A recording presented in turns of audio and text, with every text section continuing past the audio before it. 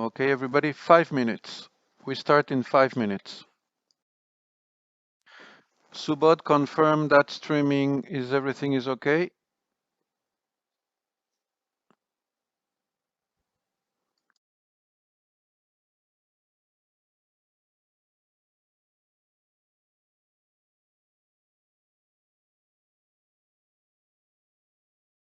Gaurav, can you confirm streaming is okay?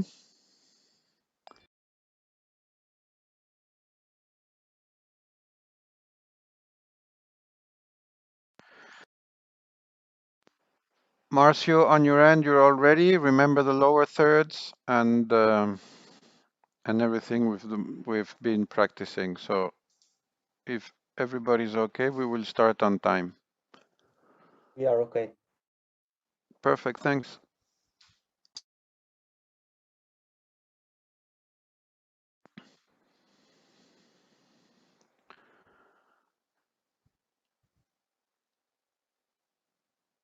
Joel, remember to start speaking after the introduction loop, okay? And once you see yourself on camera, then you can go. Sure thing. I'm just going to take off for 1 minute.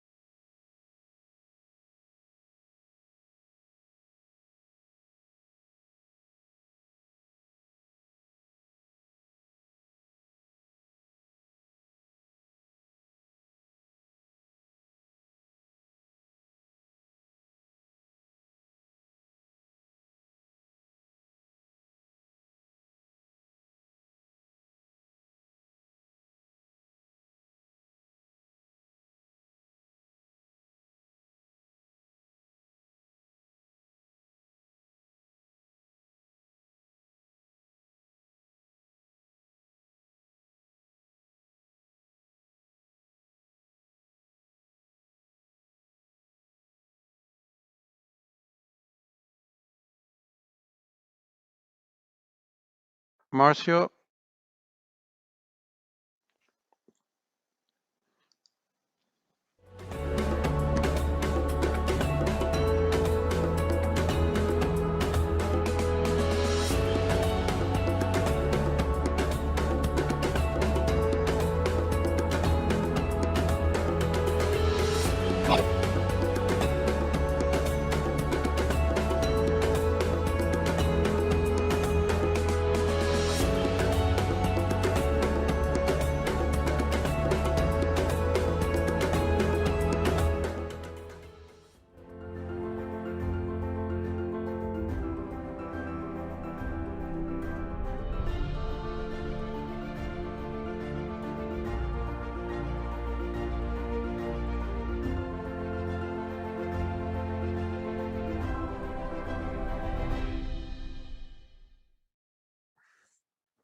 Hello, good morning, good afternoon, good evening.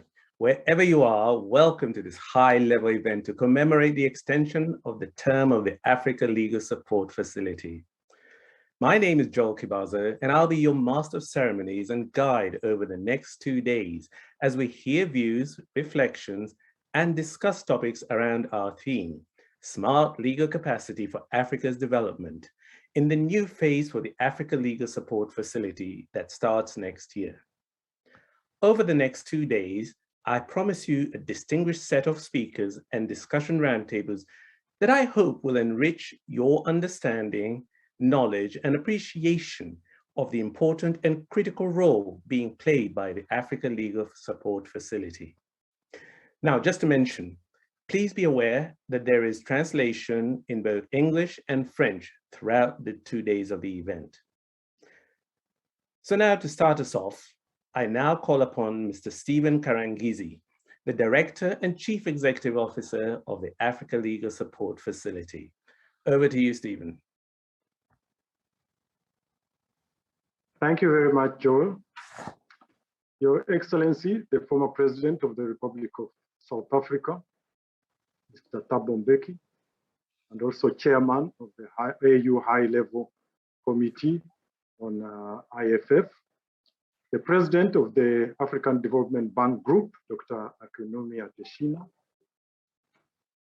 the Chairperson of the Alsf Governing Council, Mr. Chris Chalmers, and the members of the Governing Council, the Chairperson of the Alsf Management Board, Madame Eva Jala, and the members of the board, distinguished delegates, dear colleagues, ladies and gentlemen. It is an honor to welcome you all to this high-level event to commemorate the extension of the term of the African Legal Support Facility. On behalf of the African Legal Support Facility, ALSF, I would like to thank all the participants who have joined us here for this 2-day event. I would like to express my deep appreciation to the President of the African Development Bank, Dr. Akunomi Adesina, for his excellent leadership of the bank and his vital support for the ALSF since he assumed office. Mr. President, apart from hosting the facility, the AFDB Group has been our largest benefactor. Above all, the President has been our biggest champion, highlighting the work we do and encouraging us at every opportunity. I would also like to express our appreciation to all the other ALSF's financing partners. Your continuous support is a strong vote of confidence in our mandate. I take this opportunity to particularly thank the Governing Council and the Management Board members for their dedication and constructive guidance, and all our key partners, members, and various stakeholders for supporting our efforts and sharing in our responsibilities. This includes both current and past members of the Governing Council and Management Board, and I am pleased to indicate that one of our longest serving chairpersons of the Governing Council, Mr. Charles Boama, has joined us today, and we thank him for all the support that he provided to us during the time when he was a Senior Vice President of the bank. Finally, we recognize and thank the African finance ministers and the African Development Bank Group for their foresight in founding the ALSF to strengthen the legal and technical capacities of African countries to negotiate fair deals, maximize African resources for development, and assist African countries defend themselves in international litigation. Your Excellencies, Mr. President, ladies and gentlemen, today the ALSF has matured into a unique African institution and is central to ensuring the rule of law in developing and transforming Africa. Over the years, our interventions in many African countries have led to speedy negotiations and conclusion of sustainable and equitable complex commercial infrastructure and extractive agreements, increased fairness and balance in commercial creditor litigation representation and outcomes, enhanced capacity of African lawyers to negotiate complex commercial deals, increased financial and non-financial benefits for African states, and development of relevant knowledge products to fill legal capacity gaps. Thus, whereas the value proposition of the ALSF was indisputable when it was established, the real benefits to African countries of our interventions have cemented our place in the African development space. Our interventions are leveling the playing field between African countries and their counterparties for durable, equitable, and sustainable benefits to the parties. However, many challenges threaten our modest accomplishments, and we also consider them as opportunities to enhance our work. These include, but are not limited to, inadequate local legal capacity, that is at national level in most of our countries, still in place poorly drafted concessions or contracts for large commercial investments, mounting debt and potential surge in vulture fund litigation, particularly the fact that most of the debt being accumulated, some in many cases includes commercial debt, challenges of investment court systems, and then finally, above all, illicit financial flows or capital flight from Africa. For this, we are honored, greatly honored, to have His Excellency President Thabo Mbeki speaking today in his capacity as chairman of the AU High-Level Panel on IFF. Over the years, we've been privileged to work with his panel and other related committees. But as you'll hear from him, there's still a lot of work to do, and we believe that the work we do as ALSF complements what His Excellency is leading on the AU High-Level Panel. Unless we redouble our efforts, these challenges and their impacts will be exacerbated by global phenomena such as the ongoing COVID pandemic, other potential pandemics, digitalization, for which our continent is still not sufficiently advanced, and climate change. Cognizant of this, the ALSF outlook is to ensure smart legal capacity for African development, as expressed in the theme of this conference. Smart legal capacity requires the ALSF to combine its legal support and capacity building with relevant technologies and work across sectors, while at the same time ensuring that Africa's legal and regulatory regimes are enhanced or reimagined to stimulate rather than retard innovation. In the digital economy, a skilled workforce must integrate appropriate technologies to maximize productivity. This is true for lawyers as well.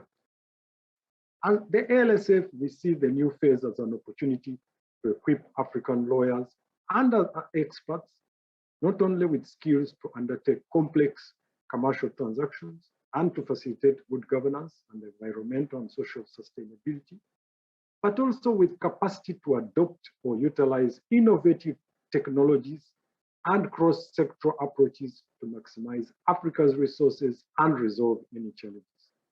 Your Excellency, President of the AFDB Bank Group, ladies and gentlemen, over the next 2 days of this conference, we'll take stock of our achievements, reflect on the lessons learned, and discuss practical ways to develop the legal and technical capacity of African countries to facilitate investments, maximize resources, and save and protect the resources they already have in the context of illicit financial flows for sustainable development.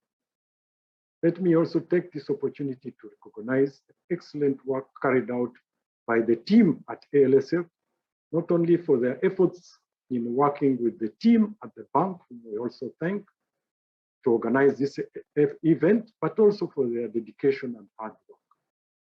Once again, you are welcome to the conference, and we thank you for your participation. Thank you.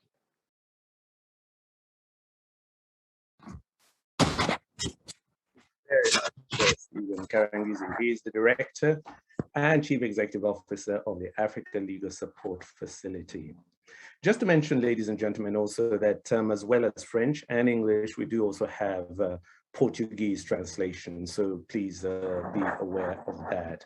And now, ladies and gentlemen, we would like to share with you a video that it really encapsulates the journey of the Africa Legal Support Facility to date. So just have a look at this. It really will give you a picture of where things have been before we go as we transition into the next phase.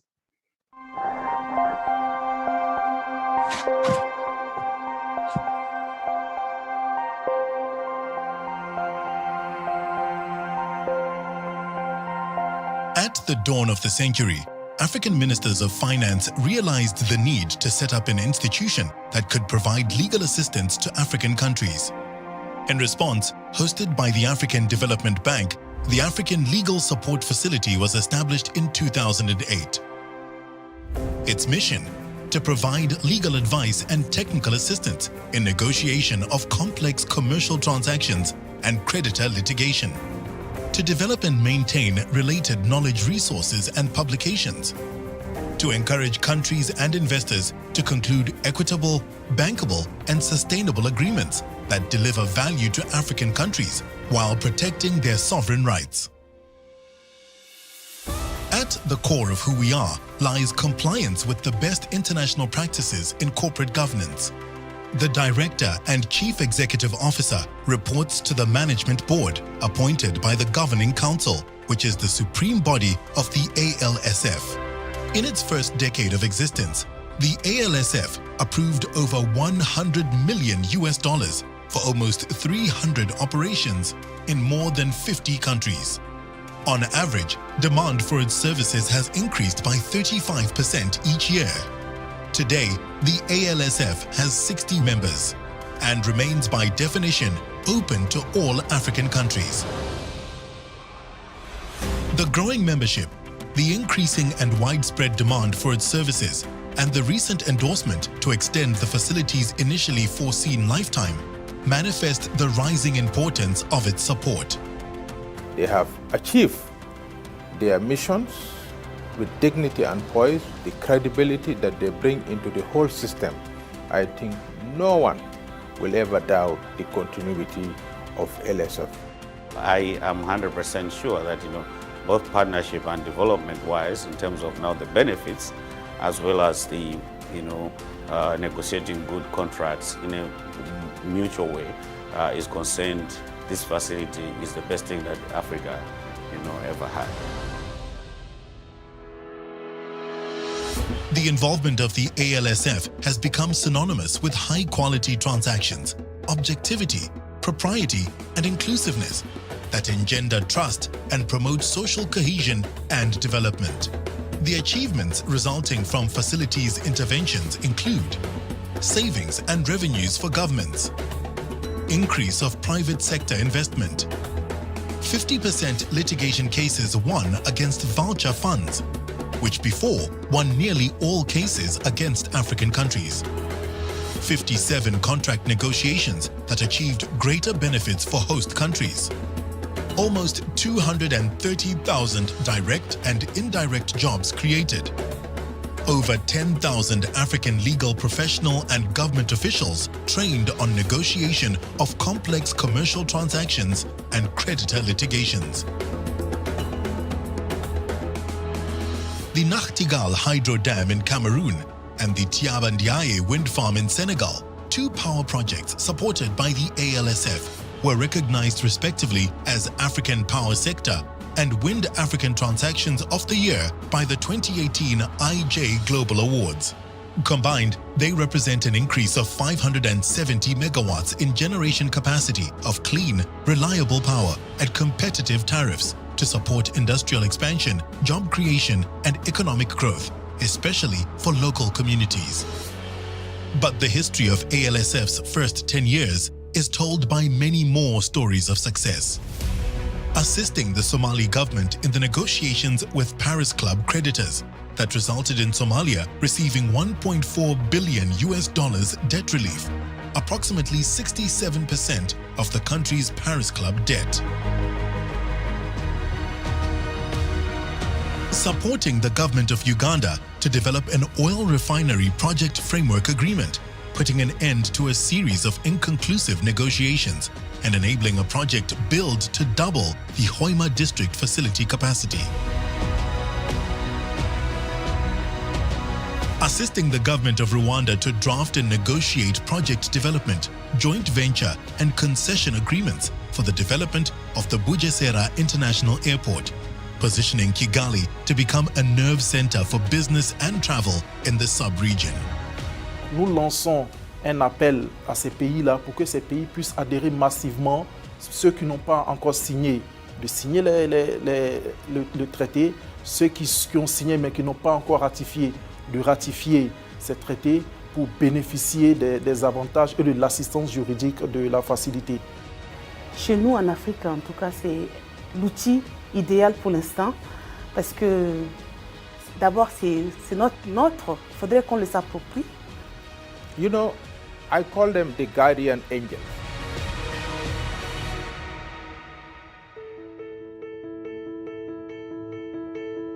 Looking ahead, the ALSF will play a vital role to ensure the recovery efforts from the effects of COVID-19. The facility will continue to move fast to provide flexible responses aimed at reducing the severe economic and social impact of the pandemic, and to walk side by side with African governments and organizations as they develop post-COVID mitigation and recovery strategies.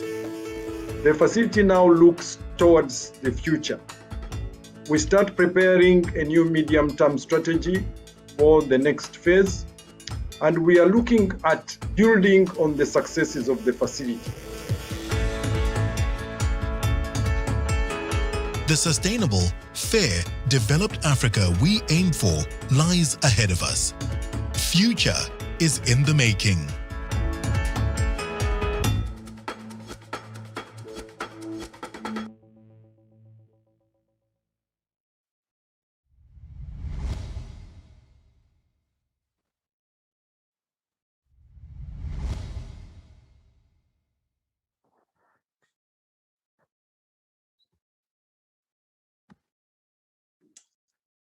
I'm sure you can see it's been quite a journey in the first phase of the Africa Legal Support Facility. Now I call upon, ladies and gentlemen, Mr. Christopher Chalmers, who is the chairman of the Africa Legal Support Facility Governing Council, for his remarks. Mr. Chalmers. Thank you very much. Your Excellencies, former President of the Republic of South Africa, Mr. Thabo Mbeki, President of the African Development Bank Group, Dr. Akinwumi Adesina, distinguished members of the ALSF Governing Council and Management Board, distinguished delegates, dear colleagues, ladies and gentlemen. On behalf of the Governing Council of the ALSF, it is my greatest pleasure to extend a very warm welcome to you all to this high-level event to commemorate the extension of the term of the facility. The Governing Council is the body that provides the highest level of oversight and strategic direction to the facility. And as its current chair, I am proud and pleased to see the broad range of transactions that the ALSF continues to support, enhancing as it does so the capacity of African professionals and government officials in its focus areas. Considering the high demand for its services, it is easy to forget that the ALSF is still a young institution. It was founded a little more than a decade ago, but over that short time, it has managed to gain 60 members, the vast majority of whom are African countries. The fact that the facility is so obviously valued by its members was a key reason why the Governing Council was pleased to extend it into the new phase of a further 14 years that we are marking at today's event. So the ALSF is now 10 years old, and it has its teenage years to look forward to. As with any teenager, we must continue to try our very best to help it keep a clear sense of direction and remain focused on its core strengths that it has worked so hard to build up over the years. This is particularly important given the rapidly expanding field of legal support that it is called on to provide. But I have real confidence that the facility will continue to rise to the challenges it faces. This confidence is founded in the strong track record of the facility itself, in the clear support it receives from its members and partners, including, of course, and crucially, our African Development Bank, and last, but of course not least, in the obvious strength and dedication of its own staff. Today's event is a key opportunity for all of us, whether regional member countries, donors, or partners, to help guide the ALSF in how it can best support African countries as they face the opportunities and challenges of the future. recovery from the COVID-19 pandemic, climate change, the fourth industrial revolution, and the asymmetry of legal and technical capacity in Africa being just a few of these opportunities and challenges. Ladies and gentlemen, I would like to finish on a personal note, because this short address would not be complete if I did not express my sincerest thanks to Steve Karangizi, who has nurtured and led the facility from its inception and will be sadly missed as he steps down this year. The success of the ALSF has been a collective endeavor, but if there is one person who deserves more credit and thanks than any other, then it is, of course, Steve. I'm sure that the deliberations by all participants in this meeting will contribute immensely to the future direction of the facility. I wish you all a very productive discussion. Thank you very much.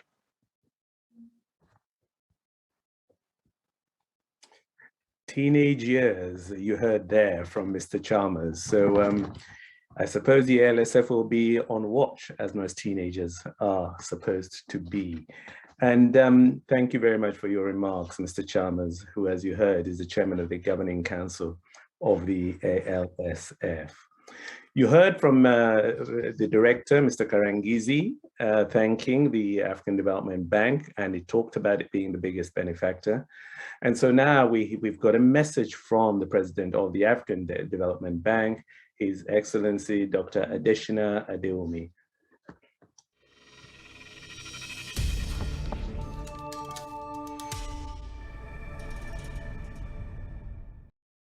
Your Excellencies, ladies and gentlemen, I am delighted that you all have joined us as we celebrate the work of the African Legal Support Facility and dialogue on its future work in support of Africa. Africa is blessed with enormous natural resources, including 30% of the world's mineral resources, including diamonds, gold, copper, oil, gas, rich biodiversity, and renewable energy sources. The future of the world's transition, for example, to electric cars and the use of batteries for storing solar energy depends on Africa, with its rich source of lithium iron, nickel, cobalt, the metals that will drive the fourth industrial revolution. As the International Energy Agency noted, this future involves, they said, a shift from a fuel-intensive energy to a material-intensive energy system. Africa must therefore manage its natural resources and extractive industries much better, optimize and industrialize to launch itself into a leader, not in the export of metals, but in value-added industries that will power green energy for the world. Unfortunately, African countries export natural resources with very little value addition and give away mines, oil and gas fields, or fishing rights with weak capacity for negotiations. The natural resource rush for Africa has become an extraction rush, the bleeding of Africa's natural resources. Weak regulations and limited capacity for review and negotiations have shortchanged many African countries, especially low-income countries, including transition and fragile states. Royalties and taxes that are needed to boost domestic resource mobilization of countries are frittered off as incentives to multinational companies, depriving countries of resources for their own development. In addition, several African countries negotiate resource-backed loans that are not transparent while driving up their debt burdens. This is why I am excited about the work of the African Legal Support Facility. Since its establishment in 2008, the African Legal Support Facility has been making invaluable contributions to countries.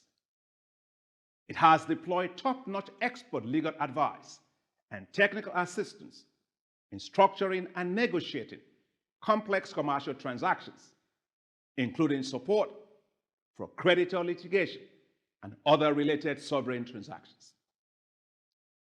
Over the years, the facility has facilitated the conclusion of commercial investment deals in infrastructure, power, and natural resource sectors worth over $75 billion US.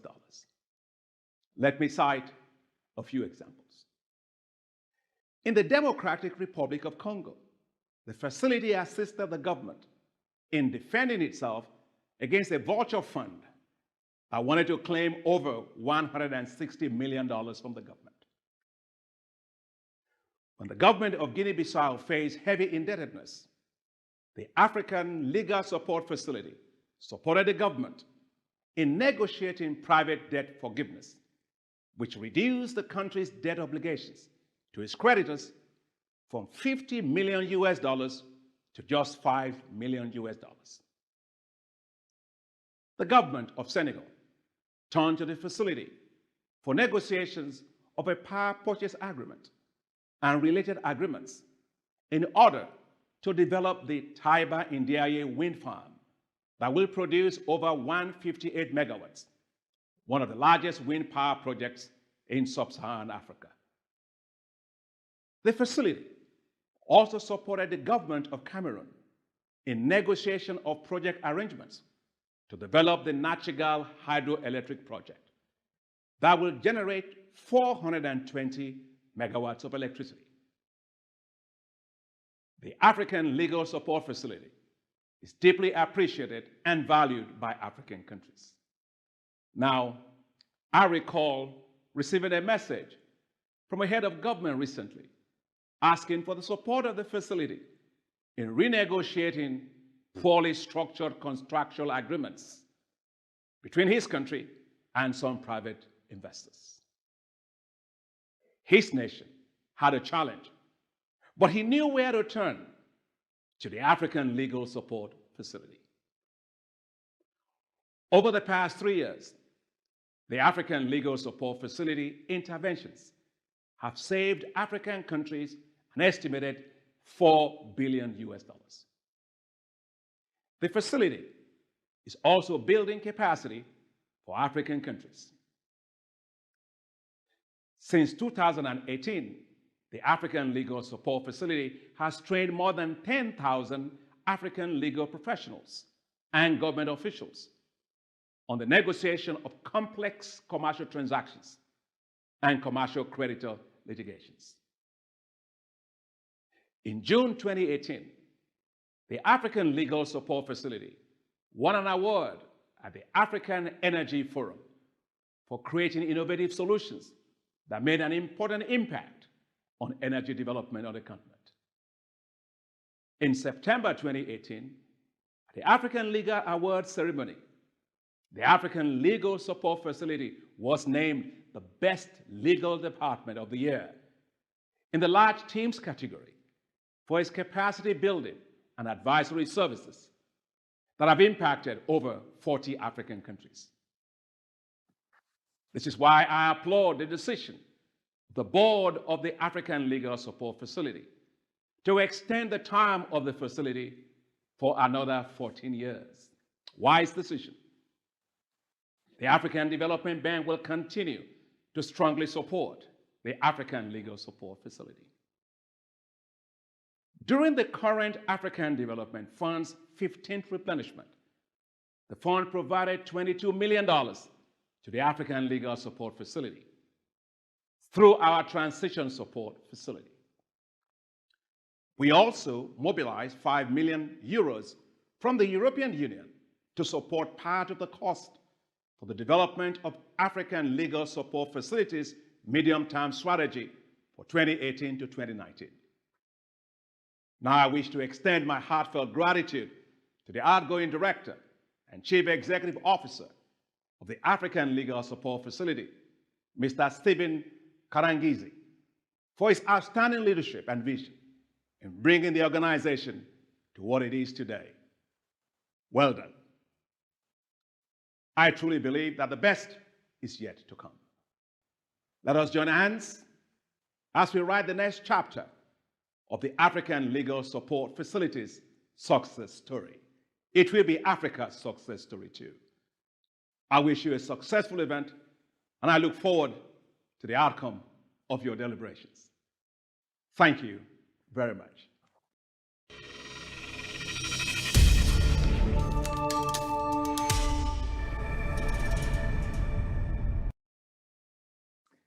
Thank you very much, Dr. Akinwumi Adesina, President of the African Development Bank. It now gives me great pleasure to introduce His Excellency Thabo Mbeki, former President of the Republic of South Africa and Chairperson of the African Union High-Level Panel on Illicit Financial Flows. Your Excellency, Mr. Mbeki, the floor is yours. Thank you very much, Program Director. Director and Chief Executive Officer of the African Legal Support Facility, the Alsf, Mr. Stephen Karangizi, the distinguished members of the Governing Council and the Chairperson, Christopher Chalmers, distinguished members of the Alsf Management Board and the Chairperson, Ms. Eva Jala, Your Excellency, President of the African Development Bank, Dr. Akinwumi Adesina, Honorable Ministers of State and representatives of the Alsf regional member countries, ladies and gentlemen, I'm certain that all of us are of one mind that one of the urgent and central tasks on our continent, Africa, is the radical reduction and ultimate defeat of poverty and underdevelopment. The painfully tragic consequences of our failures in this regard are plainly visible throughout Africa. It is also a very troubling and established fact that these socioeconomic conditions tend to reproduce themselves. It is for this reason, for instance, that in many cases, poverty assumes an intergenerational quality. We're now 9 years away from the 2030 target date set for the achievement of the SDGs, the Sustainable Development Goals. As we all know, these are justifiably very ambitious and hold out an exciting promise in terms of the betterment of the human condition. And happily, a critically important principle informs the pursuit of the SDGs, the principle that no one should be left behind.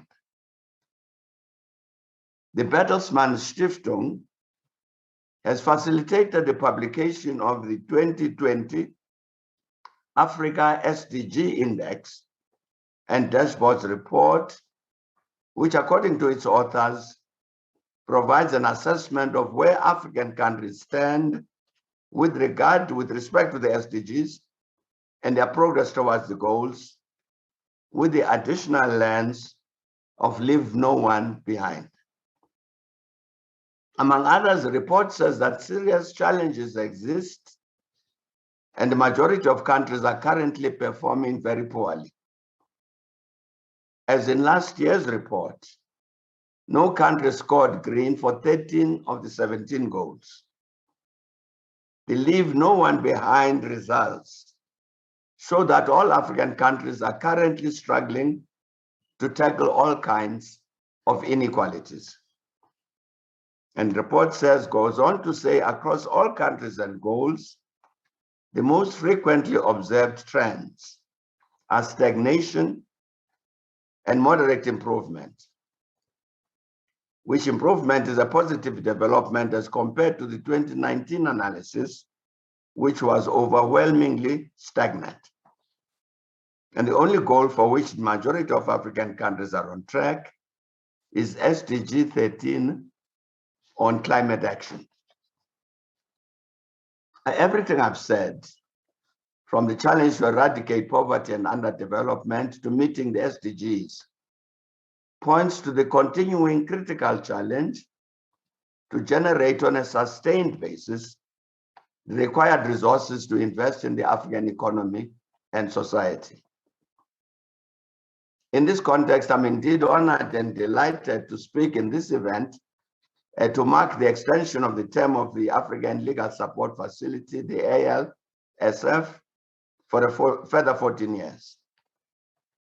The facility has already established its place as what might be called a frontline fighter to secure for Africa the resources we have mentioned.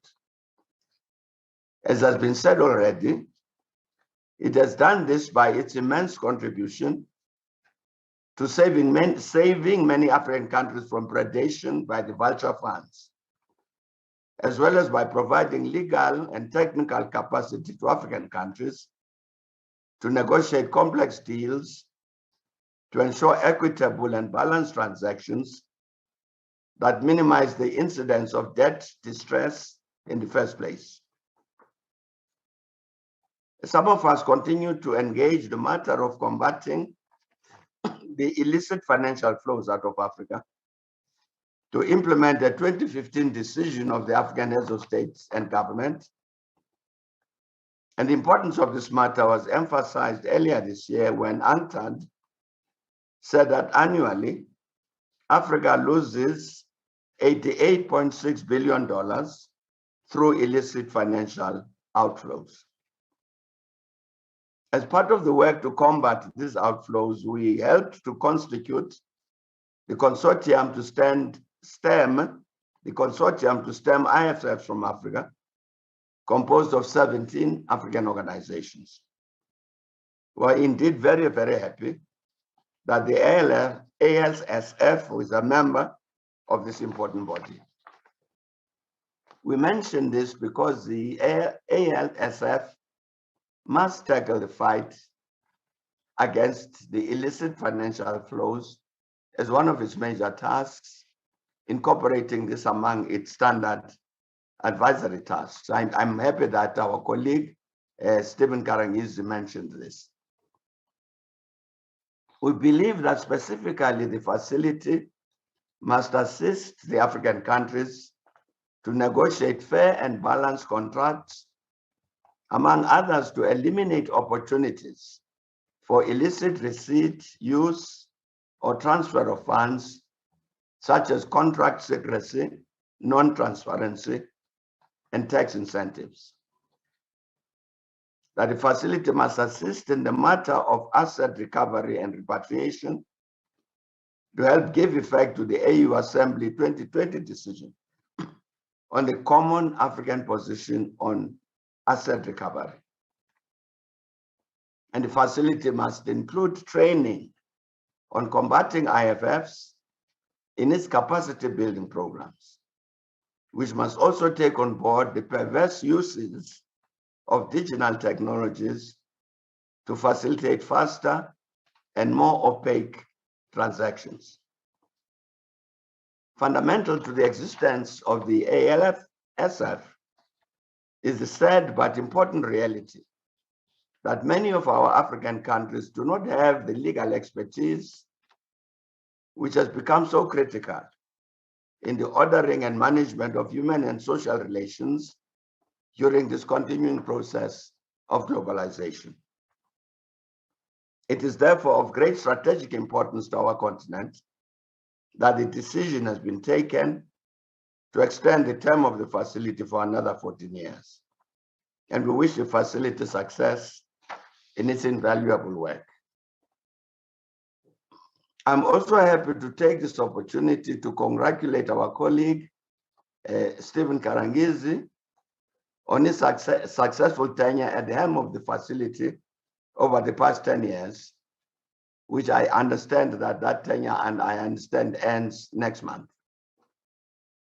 On behalf of our high-level panel on illicit financial flows from Africa of the AU, I wish to thank Stephen and the ALSF for their contributions, especially to the consortium to stem IFFs from Africa. And we look forward to continued collaboration with the facility. And best wishes for the conference as it continues. And thank you very much for your attention.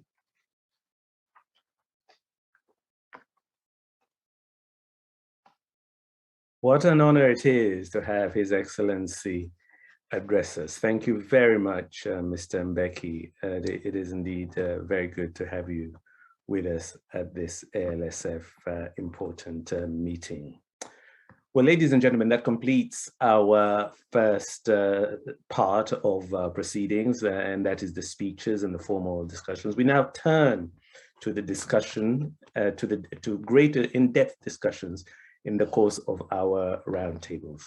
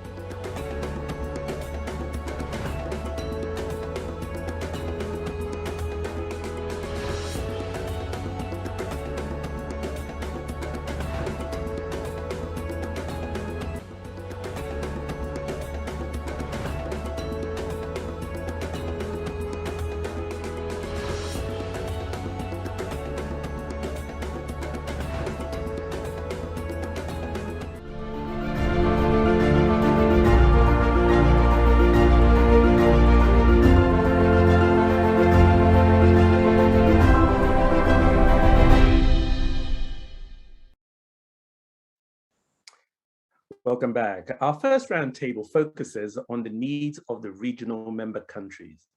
And for that, I will now place you in the capable hands of Nancy Kachungira of the BBC. Over to you, Nancy. Ladies and gentlemen, it's my great honor and privilege to be moderating this conversation that will start off our day. Thank you very much, Joel, for that introduction. Now, this is a conversation that will really set the tone and capture the spirit of today's event as we celebrate achievements that have already been made and look to the future, not just with enthusiasm, but crucially, the dedication to make the years that are coming ahead even better. Well, the theme for this event is centered around a new phase for the African Legal Support Facility in building smart legal capacity to achieve that thing that we obviously all want, Africa's development. Now, in keeping with that theme, this panel will explore the possibilities of the future, but we will set a foundation for that by first looking at both the triumphs and the lessons of the past decade. And to do that, I'm joined today by an eminent, if intimate panel. We're very fortunate to have with us today Honorable Dr. Abdirahman Beyler, Minister of Finance from the Federal Republic of Somalia. Thank you very much for making time to join us today, Honorable. Also with us is Dr. Khalid Sharif, Vice President, Regional Development, Integration and Business Delivery at the African Development Bank. Very good to have you with us. Also, we have Mr. Olivier Poinon, who is the incoming Director and CEO of the ALSF. So that's the man who will be taking the teenager off Mr. Karangizi's hands. Welcome, gentlemen. Wonderful to have you with us. Now, to get started, I think it would be quite useful to understand just how the African Legal Support Facility has been partnering with various countries and what the outcomes have been. It was interesting as we had that introduction to hear how variously the ALSF was referred to. At one point, it was referred to as a guardian angel, and His Excellency Thabo Mbeki called it a frontline fighter. So let's find out more about what this frontline fighter actually does. Honorable Beyler, if we can come to you. I'm thinking about the big news we heard last year. Somalia successfully negotiated with Paris Club creditors to cancel $1.4 billion of debt. That is an example of a fantastic outcome. At the time this decision was made, you called it a big step forward for your country, which was grappling then with the coronavirus outbreak and a recent desert locust swarm. Could you just tell us how important it was for you to have the support of the ALSF for something like that? And perhaps also a little bit more about the challenges you face and how you are involved with the ALSF in solving those challenges. Thank you very much, Nancy. And I want to express my sincere appreciation of being here in this very important discussion, extension or the second phase of ALSF.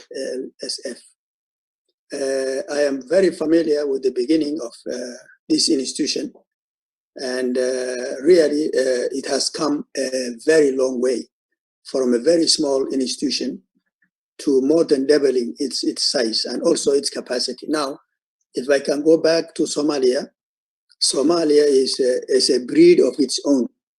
As you all know, Somalia had a very serious civil war for many years. That is 30 years, from 1991 to date.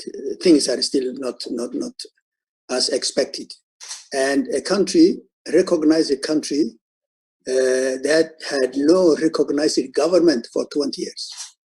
You can imagine a country that's recognized in this continent or anywhere, which has no government to deal with.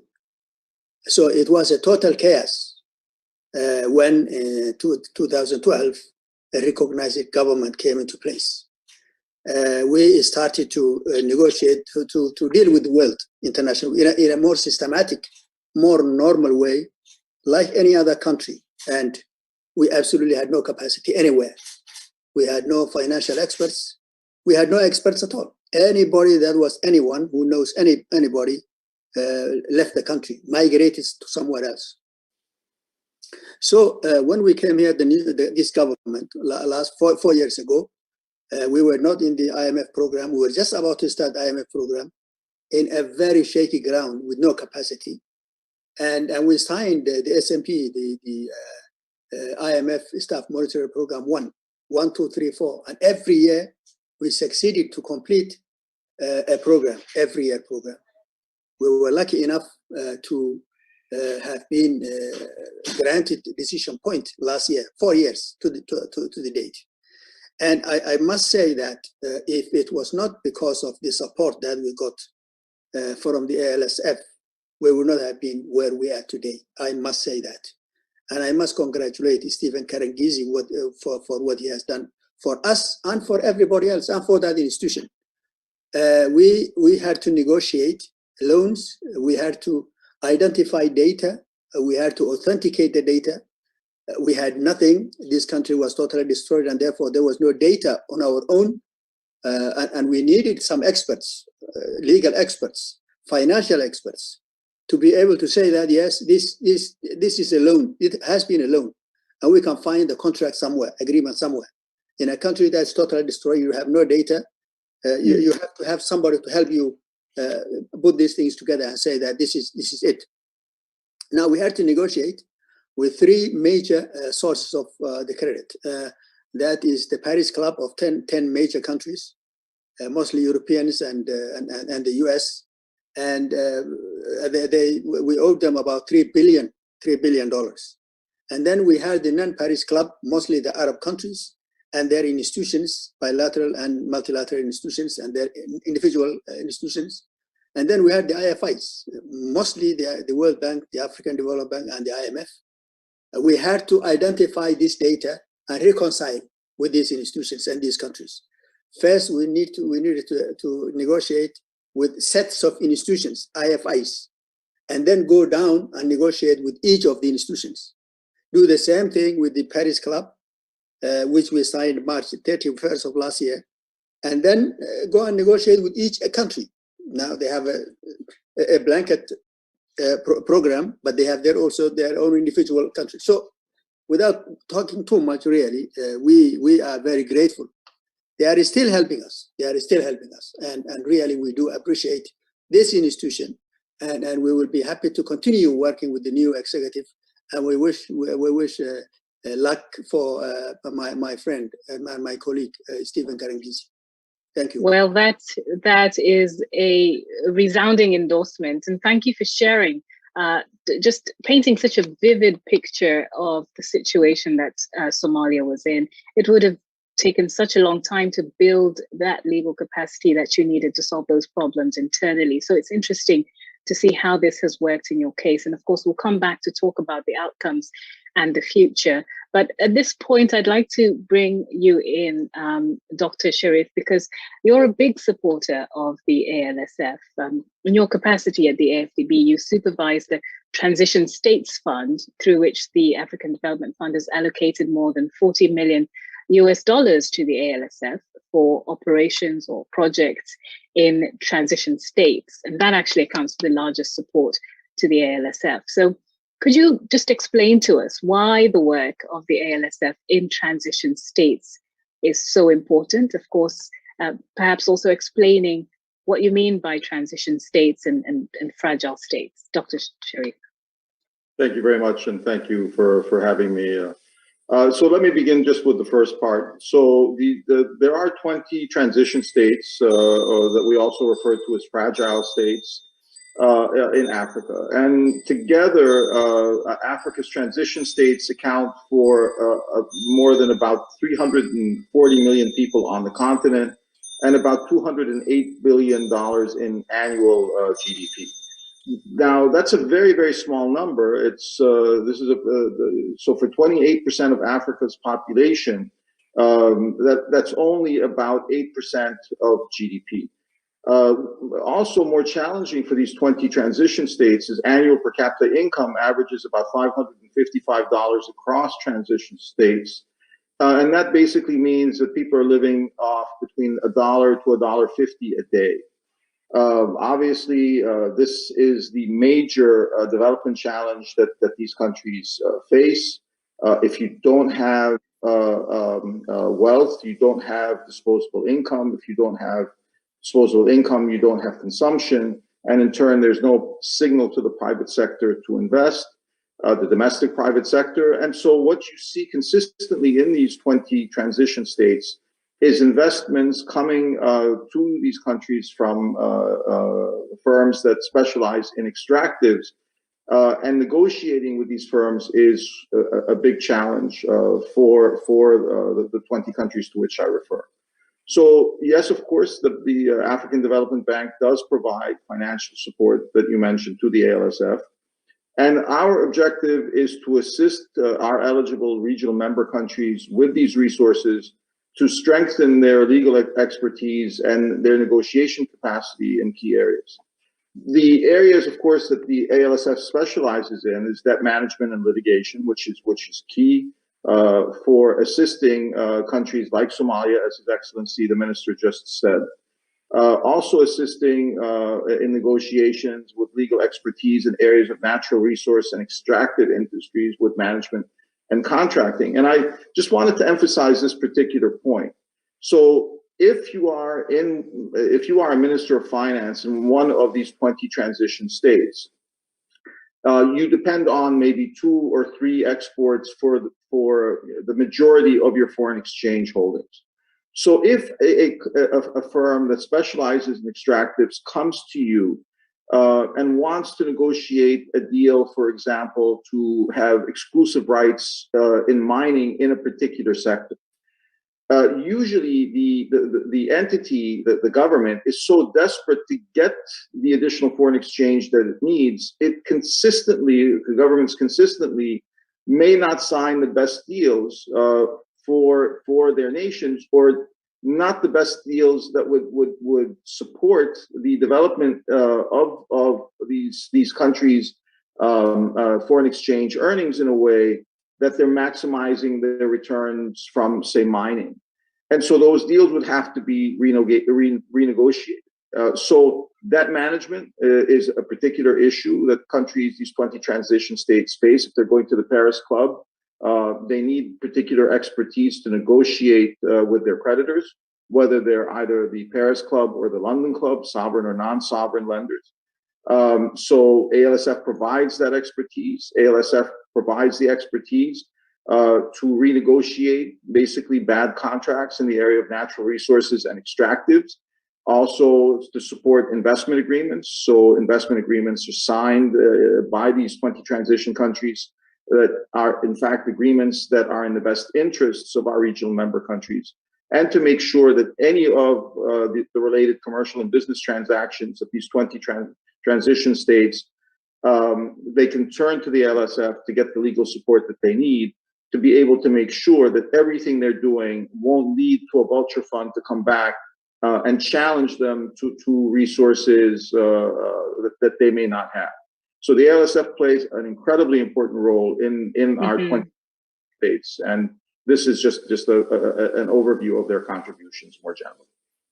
Yes, what you describe is really important there, negotiating fair and balanced contracts. Unfortunately, it's a scenario that we see play out in a David and Goliath scenario, mostly with Goliath winning sometimes in these countries, and it has very real consequences on people's lives. So important that you bring that up. And let's bring you in, Olivier, as the incoming director and CEO of the ALSF, and taking this mantle now from Mr. Karangizi. With a changing world, changing global dynamics, how do you think the ALSF can remain responsive to the needs of various African countries in the next phase of the facility? Obviously, bearing in mind that there is a very real asymmetry between and even within countries. Thank you, Nancy. Thanks for having me. Greetings to my honorable colleagues in this panel, Honorable Dr. Abdurrahman Bele, Dr. Khaled Sharif. I'm honored to sit in this panel and have these very important discussions with you. I would also like to take this opportunity, Nancy, so if you allow me to thank again the management board for trusting me with the leadership of the ALSF for the 5 years to come. To your question, I think for the ALSF to remain responsive, the ALSF will essentially need to stick to the priorities of the regional member countries. I'm just referring to what Honorable Dr. Abdirahman Bele mentioned regarding debt in some debt-related issues in Somalia and across the continent, actually. So there are many issues that regional member countries will have to tackle in the next few years, starting, of course, with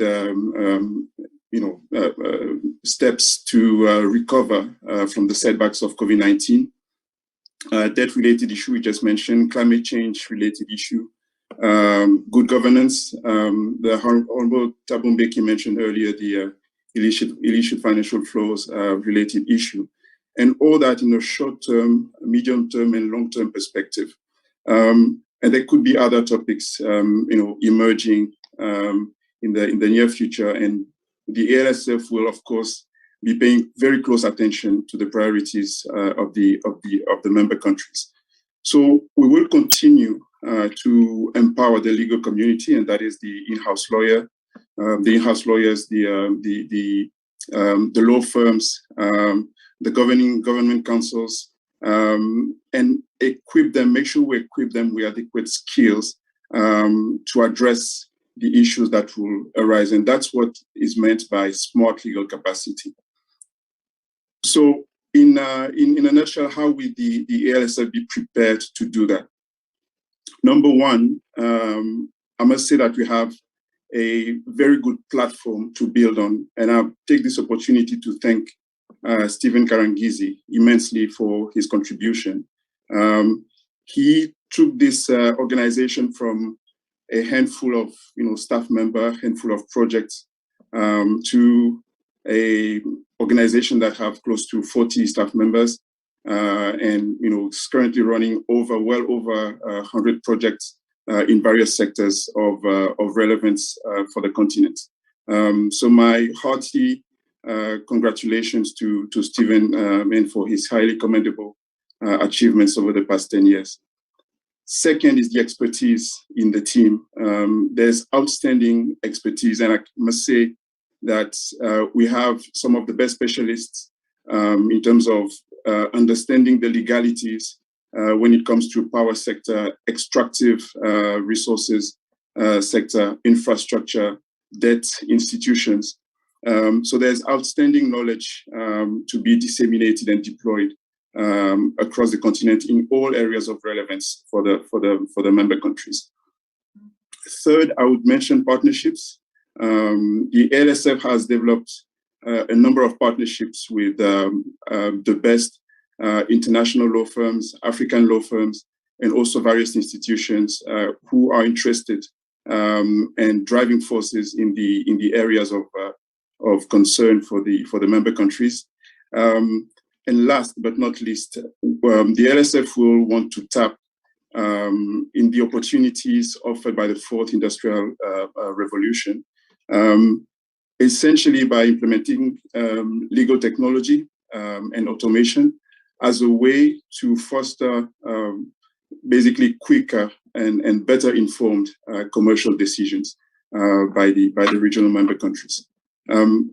So I think the future ahead of the facility is bright, based on the capacity in the team, based on the platform that Stephen Karangizi and the team have built over the years. And I really look forward to working with the member countries and all the partners to further the success of the facility. Mm-hmm. A firm foundation for sure. I want to bring you in, Dr. Bele, because you have seen the facility from the start. I wonder if you have any, let's call them tips, for Mr. Ponon as he comes in now, just in terms of from the member countries, how do you think the ALSF can remain responsive to the needs of countries like yours in the next phase of the facility? Yes, thank you very much. I really think that the African Legal Support Facility has already carved out its own niche in Africa, and that is the area of legal support. And the countries that are transitional countries like Somalia, the 20 that Dr. Sharif has mentioned, these will require and they will need legal support on everything they do. But I would really suggest that instead of spreading yourself too thin, and Africa is very big and countries need a lot of legal assistance everywhere. If they can focus on that area of first the debt and debt management and negotiations and all that, and then maybe contract negotiations. Dr. Sharif mentioned and reminded me that the African Legal Facility is also working with us on various other major contracts, major agreements, particularly now that everybody is interested to bring investment to Somalia. And Somalis normally are being a very entrepreneurial communities and bringing big companies here to exploit or to share the natural resources that this country has. They were very useful. So if they can focus on these countries that are fragile, the debt is extremely important, and that will be number one for them. Continue negotiating until you reach the completion point, which we are now moving towards the completion point next year or the year after. And then, so just to clarify before you continue, Dr. Bailey, are you suggesting that it would be better to focus on some key pertinent issues? And is this primarily for transition states, or do you see this as an Africa-wide thing, that there is a small basket of issues that would be most effective for the ALSF to focus on? I would really say that the services of the facility is most needed by the transition, by those who don't have capacity to negotiate, either newcomers to the country or the area of debt. I've been working on debt for a while now, for 4 years or 5 years, and so this is the area that I thought they made significant contribution. Now that's one side. The other side, of course, is for most of the countries. I know Somalia and few others. The entire area of building legal structures in the country.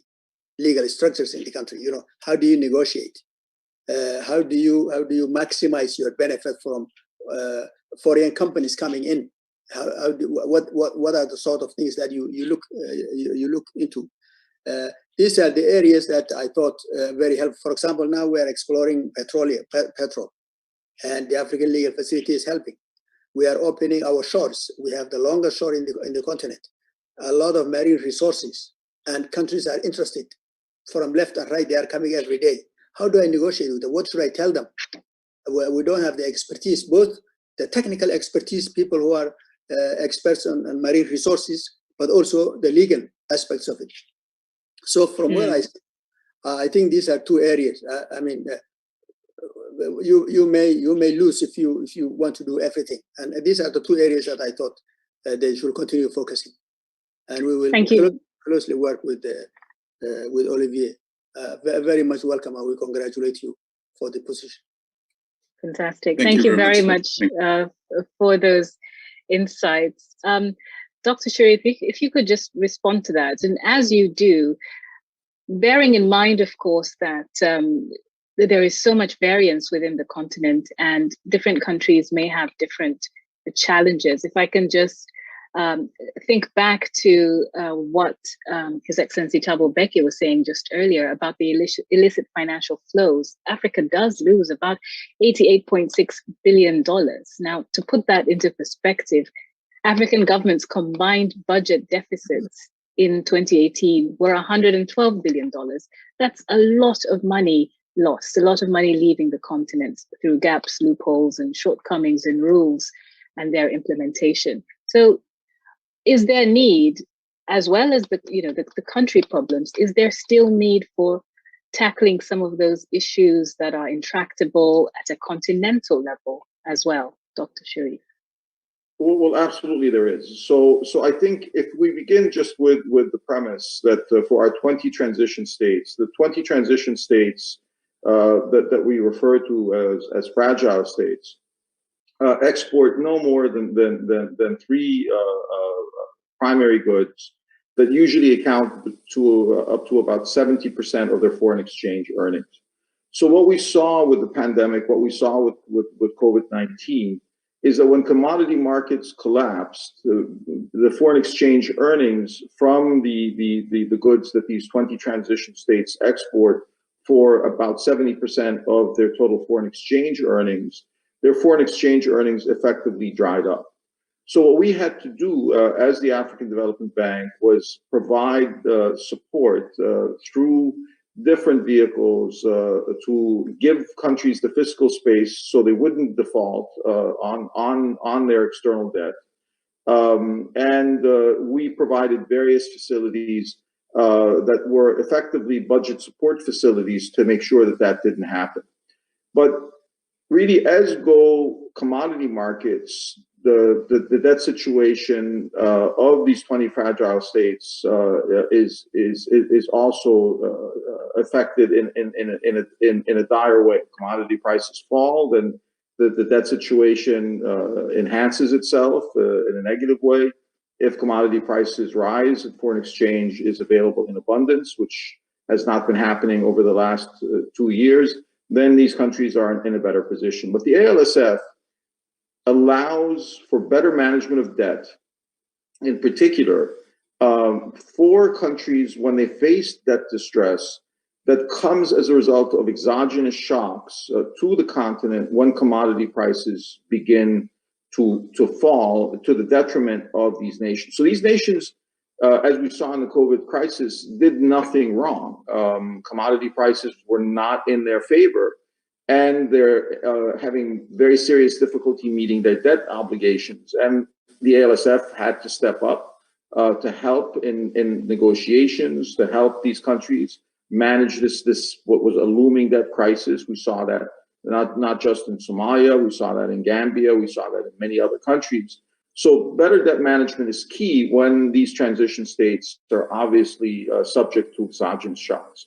But also better management of natural resources will contribute to building long-term resilience in these fragile states. And it's in this regard that the mandate and approach of the ALSF makes them an important partner in the implementation of any vision to reduce fragility and strengthen resilience in transition states. So transition states will always be affected by exogenous shocks. Natural resource prices will rise and fall. And until we develop value chains, we will need the African Legal Support Facility to help countries maintain a viable debt position and get the best in terms of foreign exchange earnings for the natural resources they have. So you've just talked about value chains, and you've said until those are set up in a way that they are favorable to African countries, these problems will continue. Is there a role for a facility like the ALSF to play in terms of setting up those more favorable value chains? Well, definitely there is a role. And I think the very important thing that we need to keep in mind about the ALSF is that it is an institution that has really played a very important role in helping so many countries address the crises that they faced. But to your question specifically, one of the critical challenges of transition states is the lack of key capacities to ensure effective economic governance. And so obviously value chains, the fact that the value chains don't already exist, that we export the cocoa beans, but we don't make the chocolate. We export the coffee beans, but we don't make the coffee. We export the diamonds, but we don't mount those diamonds, polish them, and put them on a ring. Those three examples alone basically mean that just for those three commodities, African countries lose about between 2,000 to 3,000% in value addition, wealth that's going to other countries. And so this is an issue of lack of effective economic governance, lack of ability to talk to bigger corporates and to make the case that more of the processing part of production needs to move to these countries, because until that happens, we are in a poverty trap, because the demand for labor is a derived from the demand for goods and services. So if people continue to live off between less than $2 a day, on average about $1 a day, then on less than $1 a day, there is no disposable income, there is no consumption. If there's no consumption, there is no demand for goods and services that's notable. Then in turn, there is no domestic investment by the domestic private sector, and in turn, there's no demand for labor. It is then the unemployment and this poverty trap that remains persistent in these transition states. So until we can find a way of developing these value chains, bringing this wealth to the continent, this poverty trap will remain. And ALSF can play a significant role in extending assistance in contract negotiations, especially with investors coming into a country for extractives, to ensure that the secondary and third stage processing of value addition becomes part of any legal agreement that is signed to allow anyone exclusive rights to extractive. So it isn't just ALSF's important role in debt management. It is these complex commercial contracts in the area of natural resources that is going to be key to helping us address the poverty trap more generally. Absolutely. And I have to say, as a journalist, I'm often reporting so many stories about the impact of just the lack of negotiating power or expertise in African countries getting into deals that really aren't good for them. So when I found out about the ALSF, I thought, well, this is fantastic. More people should know about it, because this is exactly what is necessary in terms of making sure Africa's development agenda is fought for in a very competitive global space. So, Olivier, if I can come to you, having heard, from Honorable Bele about where he thinks the ALSF can be most effective, and also hearing about this wider global picture of what Africa's needs are, what are some of the sectors that you feel the facility could and should focus on in the next few years? I mentioned a few earlier, and Honorable Dr. Bele did emphasize on debt management. This is going to be for sure an area of focus, is already an area of focus for the ALSF,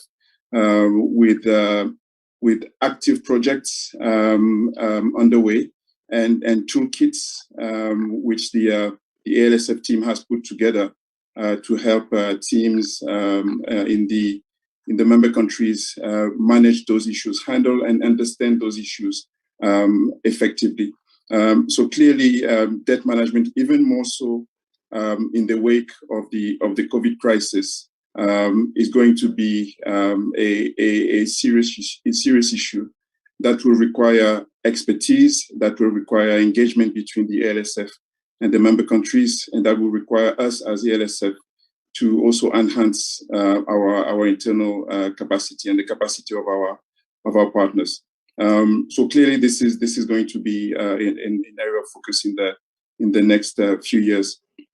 Illicit financial flows, of course, because at the end of the day, what we're talking about is the people's wealth and diversion of resources from African countries, and as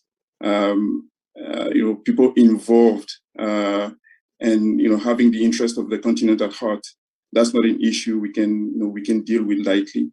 So good governance in contracts and negotiation, execution and implementation, and management of illicit financial flows, for instance, will also be a key area of focus. And then there are the traditional sectors of intervention of the ALSF, litigation against vulture funds, complex litigations in general, and of course, development of infrastructure, because obviously that's the bread and butter of development of the continent. So yes, a few areas of focus, but also we won't forget that the achievements of the facility were built on a couple of very important pillars for the African countries. Absolutely. Just for everyone who has joined us, we are very glad that you're here. And at this point in the discussion, you may have a few thoughts, you may have a few reactions to what's already been said. If you do, please do go ahead and put your comment or question in the Q&A box. And I'm sure my panelists will be more than happy to respond to your comments or questions on the discussion so far. And of course, this is an interactive session, so we'd love to hear as much of your contribution and expertise as possible. Now, wherever a service is provided, it costs something. So now we must talk about that knotty issue of money. Well, cumulatively to date, the ALSF has approved more than $100 million to support the provision of legal advice and technical assistance. The first high-level meeting of the ALSF happened in February 2020, and at that time, the regional member countries pledged to consider ways of actually contributing themselves to the financial resources of the ALSF in order to continue supporting, to help them continue supporting the RMCs. So, Honorable Bele, if I can come to you and ask, do you have any thoughts about some of the ways that this can be done sustainably? Because as we've discussed, transition states are often really starting from scratch and dealing with multiple issues. But are there ways in which they can contribute to this cause?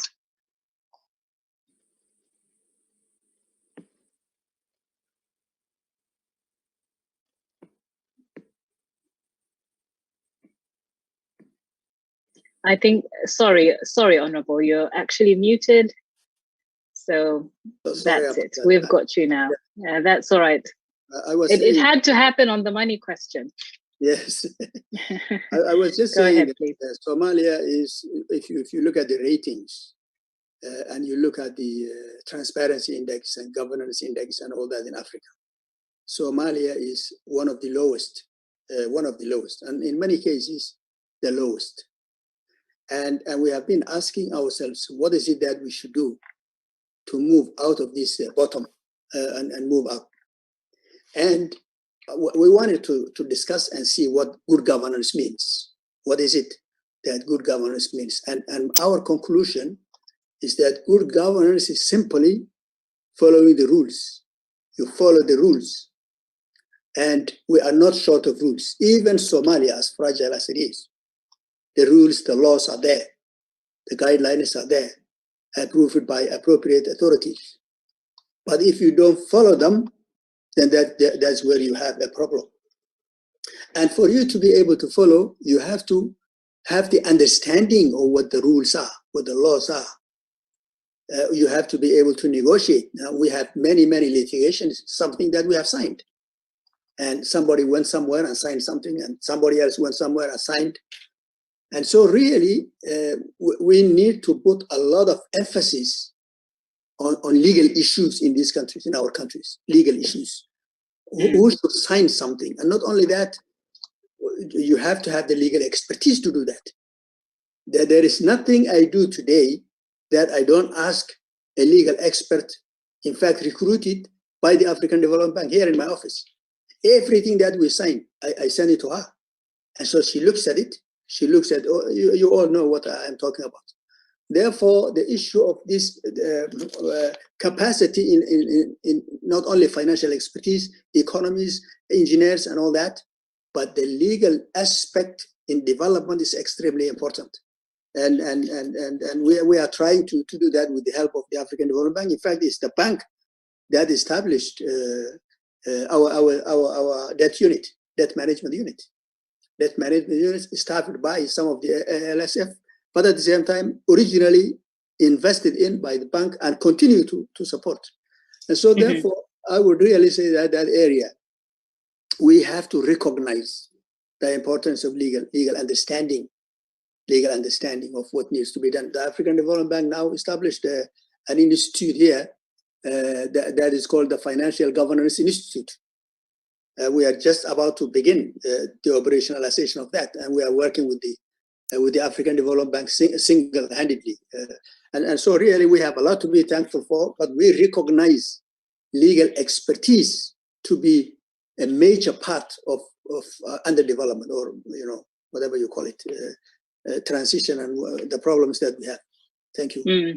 So, well, clearly there is a recognition of the value that the ALSF is providing, and it is a necessary service.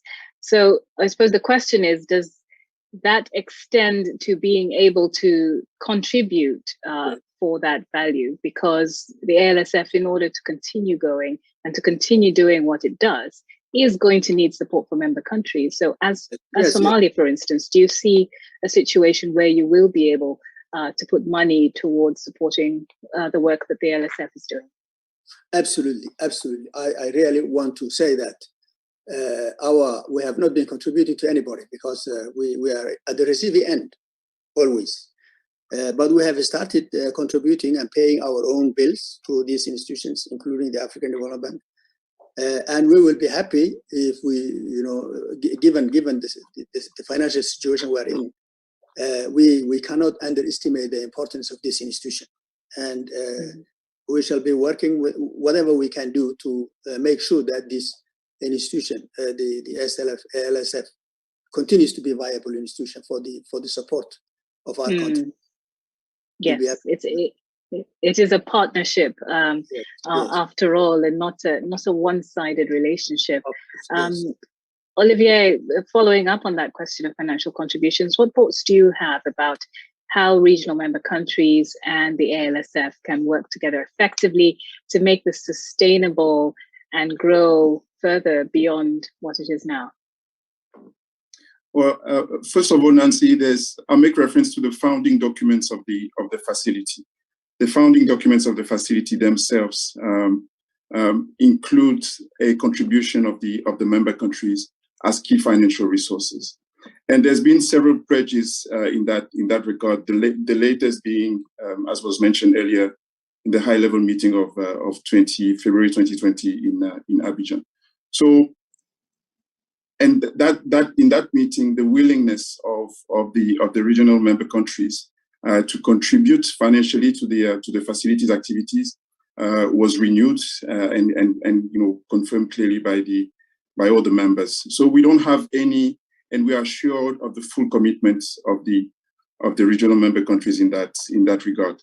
And so now, on the back of the extension of the facilities mandate for 14 years, we will continue to actively engage the regional member countries, including, of course, Somalia, as Honorable Dr. Bailey just mentioned, to find meaningful ways to secure their support, not only financially, but multidimensional support. And there are several channels that can be explored in that regard. And the team has already started implementing projects based on cost-sharing arrangements or based on reimbursable grants, essentially on commercially viable projects. So I'm sure even more concrete support will be demonstrated by the member countries, because that will also be a reflection of their ownership in the facility, their commitment on our side, and also recognition of the efforts done and the benefits yielded by the LSF's support in the various projects undertaken. Fantastic. I want to thank everyone who's sent in a comment or a question, some really great ones here, and do keep them coming. So I'll start off with one of the first ones that's come in for the panelists. I like this question because it is distilling what can often be a complex topic into its most simple and basic example. So this question is asking, why doesn't Africa develop local capacity to process? A diamond processing plant, for instance. And Dr. Sharif, we talked about this value addition with you. Perhaps you can address that. Obviously, there's a lot of factors at play, but it does, in the end, come down to a simple question like that, doesn't it? Absolutely, but I think while that is an important question, I think it's also very important to remember, you know, who controls the technologies around secondary and third stage of fourth stage value addition.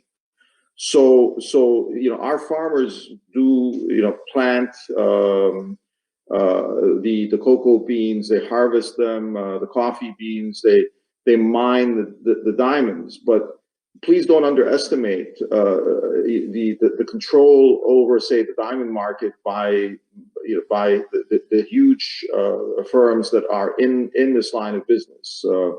They control marketing, they control supply, they control entry and exit, and every one of the commodities that we are struggling to get on the African continent additional value from those products to go into secondary value addition and beyond is usually an issue of technology that countries don't have, that isn't licensed to us, or the inability for the said countries to be able to market those products, to compete on the market at prices for which they can always be undercut. But more importantly than just their ability to enter markets, there's always going to be the issue of economies of scale. So if, for example, I was an entrepreneur and I wanted to start my own venture using the local cocoa beans that we produce in West Africa. First, most of the cocoa beans that we're talking about in West Africa, or the coffee beans, are basically sold 3 to 4 years in advance. So most firms that are buying these raw materials are basically leveraging prices in a way where they are effectively buying supply for 2022, for 2023, for 2024. So domestically, I may not even be able to get what I need for a startup from farmers because it's already been promised to others years in advance, and payment has actually in many cases been received. These are futures. And so there are futures on oil, there are futures on cocoa beans, there are futures on coffee beans, and there are also the economies of scale. You know, if we are, as a startup, trying to compete with a huge conglomerate that is producing at such high volumes that their per unit prices are so low, it makes it next to impossible to a local startup to compete unless they're producing a commodity that is so unique. And in many cases, for certain commodities, that is not, that is simply not the case. Mm-hmm. So I think, is it easy to compete against De Beers? I wouldn't think so. But what would be easier would be using the ALSF. So when De Beers does come as an example to negotiate a mining deal, there's an understanding of what happens in this contract for extractives, for how much of the processing to which the question refers, the polishing of stones, putting them, mounting them, how much of that needs to be done locally for the contract to be signed. And that's why ALSF is. Well, that's one of the best and most comprehensive answers I've heard to that question. Thank you for that. Honorable Dr. Baylor, I'm just interested in hearing your perspective on this, because you mentioned earlier that you do have companies coming into Somalia and saying, we want to do this and we want to do that. What's your experience of dealing with these global value chains where you have to figure out what part of this value chain am I in and how can I make the most of it?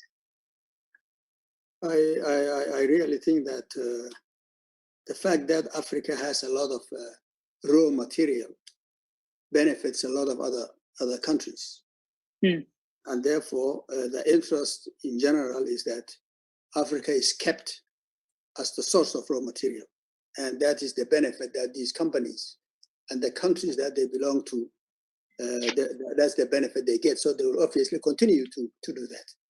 For us, I really think that the issue of good governance and stability in the government is key for investment to come. Now, if we need skills to develop, to industrialize, it is not impossible for us over the year or over the long time to develop their skills. But we have to allow the countries have to be able to entice or bring people who are skilled from outside. We have to put the rules in place. We have to facilitate. We have to put the investment environment in place. And investors should see that the risk is not too high. Where there is too high risk, people will not come. They will not come with their money. I therefore think that we have to think very seriously to industrialize, to be able to process our own goods and services. I think we are one of those countries that export a lot of livestock, and the livestock we export from here are livestock on the hoofs. You know, we just bring them and put them in ships and transport them elsewhere. That is unsustainable, and it is very clear. Companies are willing to come here, but they should not worry about instability. They should not worry about revolutions. They should not worry about civil wars, striking. Investment is very sensitive, as everybody knows, to instability and lack of rule of law. You know, the rule of law is extremely important. So unless we address that, unless we sit and address that, we have to be able to produce our own technical things, our own vehicles if we need vehicles, our own electricity we have to, and all that.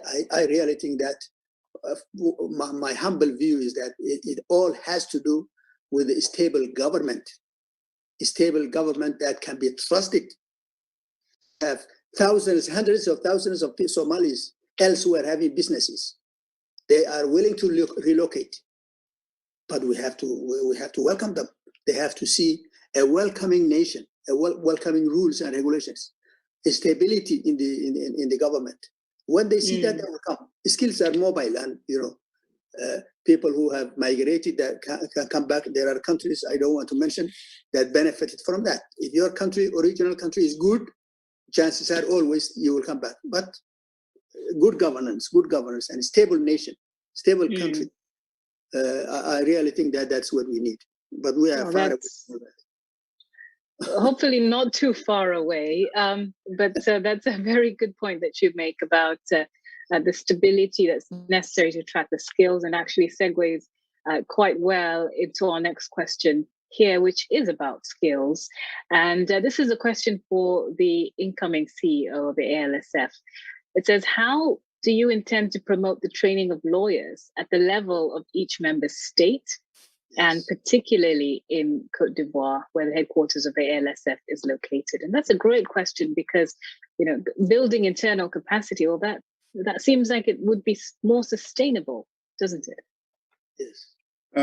Yeah, and Nancy, just allow me to briefly build up on what Dr. Sherif articulated earlier. So the facilities work is, of course, to stand by the side of the member countries and assist them with, you know, complex legal situations, to put it broadly.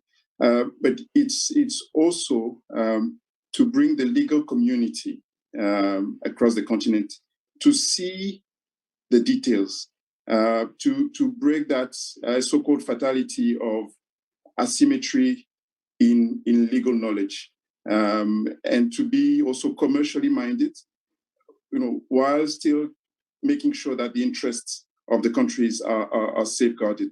So it's that commercial mindedness somehow that Dr. Sherif was referring to when he was talking about, you know, the extractive sector, that the facility would be looking towards, working towards. And so it takes capacity building, it takes transfer of knowledge, and that's a journey that the facility is well engaged into. Now, so if I get the question right, the question was about how do we build legal capacity internally in member states, yes. So training lawyers within the states, and the example was given of Côte d'Ivoire. Yes. So again, the current team has put together a series of tools, which in the current state of affairs, which is largely remote working, are very relevant. There's the ALSF Academy, which has outstanding, world-class, legal content in terms of, again, the sectors of the issues of relevance, which are debt, power, infrastructure. So this material is available for all the legal community across the continent to uptake. There will be some efforts to be made in terms of deploying, disseminating, and creating the awareness and visibility of that outstanding material. But basically, what I can say and what I've witnessed so far in my discussions with both Steve and the team is that there's a clear willingness to create a huge awareness of the content that is the legal content that is available, and training will happen in various forms. So through the academy, through webinars, and hopefully when travel resumes, the LSF will continue one of the things it does best, which is to travel across the continent to share the knowledge on these very critical issues. So just to interject so that I can bring in another question, but first of all, do you foresee a future where, besides people coming to the ALSF for advice and help, there'll be situations where you set up capacity within their states where they are? And the other question was about the debt management toolkit. There's a commendation here for that. Someone saying, this will travel miles. Their question is whether that will only be for sovereign debt. So in terms of disseminating again the legal knowledge, the whole point is for member countries to request the support of the ALSF.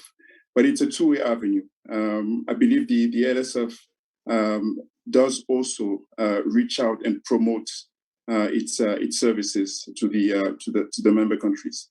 So the idea is, based on this Abidjan hub where the facility is hosted and located,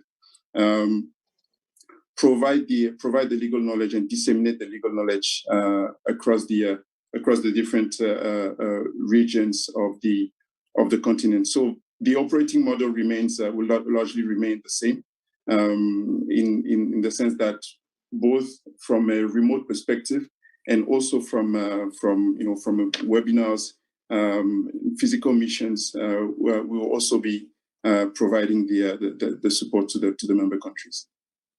Okay, fantastic. Another question here that it would be interesting to think what each of you make of this suggestion. Someone says, why not create an ALSF certification, obliging the states to seek this certification, which should give more credibility to their contracts? So wonder what you all make of that submission. Shall we start with you, Honorable Dr. Baylor, and then we'll go to Dr. Sharif for his comment on that. Certification, I don't get it. What is that? That they certify the established institutions in the countries that will certify, or? So it's not entirely clear, but it seems this person is suggesting, could you have some sort of standard that would apply to states that obtain it from you, and then give whoever they're negotiating with more confidence in their contracts? If I've got it wrong, please do clarify your question. But that's the question I understand it. Perhaps speak more generally to different modes of engagement. Yes. Well, that will be very good. It's more like creating a CPA equivalent legal system where you certify the lawyers in that country, and they will be able to do what you need to do. But I think the problem is the shortages of these people. Before you certify, you should capacity build the country. There are universities in all these countries. I can say mine, but not enough lawyers are coming out, well-trained lawyers. So we would say that maybe capacity build some of the institutions that are capable, or build the capacity of those institutions to first produce legal staff, paralegal staff, legal staff, and then you will be able to certify if there is such a thing, such a global thing. I know that every country will have their own bar to pass, and I'm sure there are also international norms. But before you do that, you should produce, the raw material, so to speak, and that will take a while. I think education is one of the most critical issues in development, and every area you touch, the transitioning countries are very, very weak in all those. And legal is one of those that we are the weakest. Production of lawyers is the area that we lack the most. Which again is exactly why the ALSF was set up, because getting that legal capacity when you need it. I don't know if you have a response to that particular thought, Dr. Sharif. So I think the question that's being posed is why can't we take resources and develop the skill sets needed for contract negotiations, for debt negotiations within the governments themselves, rather than using a facility? Well, I think just to elaborate to the colleague asking the question, there are fundamental issues that need to be understood. The first, in the 20 transitions that we're talking about, the civil service wage bill is one of the biggest challenges that many of these countries face, which is basically financing the civil service more generally. But civil service pay scales are simply not amenable to the kind of skill sets that you actually need to do this kind of work. Second, have a person myself who's been involved in complex negotiations in the Paris and the London clubs, I can assure you that that skill set is a very rare skill set that is very, very hard to find. And the legal expertise and the technical expertise that you need to conduct negotiations on behalf of a government on debt resolution that is either on sovereign debt, which is the Paris Club, or non-sovereign debt, which is the London Club, it involves a level of knowledge and an understanding of how to basically develop approaches for debt relief, for sovereign and non-sovereign lending, that is simply a very rare and very hard to find. So if you are going to try and implant that level of expertise across the continent, that's simply not how this universe actually works. So the reason dedicated in the African Development Bank through the transition support facility, which I supervise, the reason we allocate $40 million to the ALSF for their projects in transition states is because these skill sets are so rare. And typically, any government, whether they have the resources on their own to get the kind of support that they need in complex debt negotiations, either with sovereigns or non-sovereigns, you always turn to a team of professionals, which you can, at least the firms or the individuals that have the knowledge of how to handle such complex discussions, it can be counted on one hand. So it's simply just not the as the person asking the question is asking.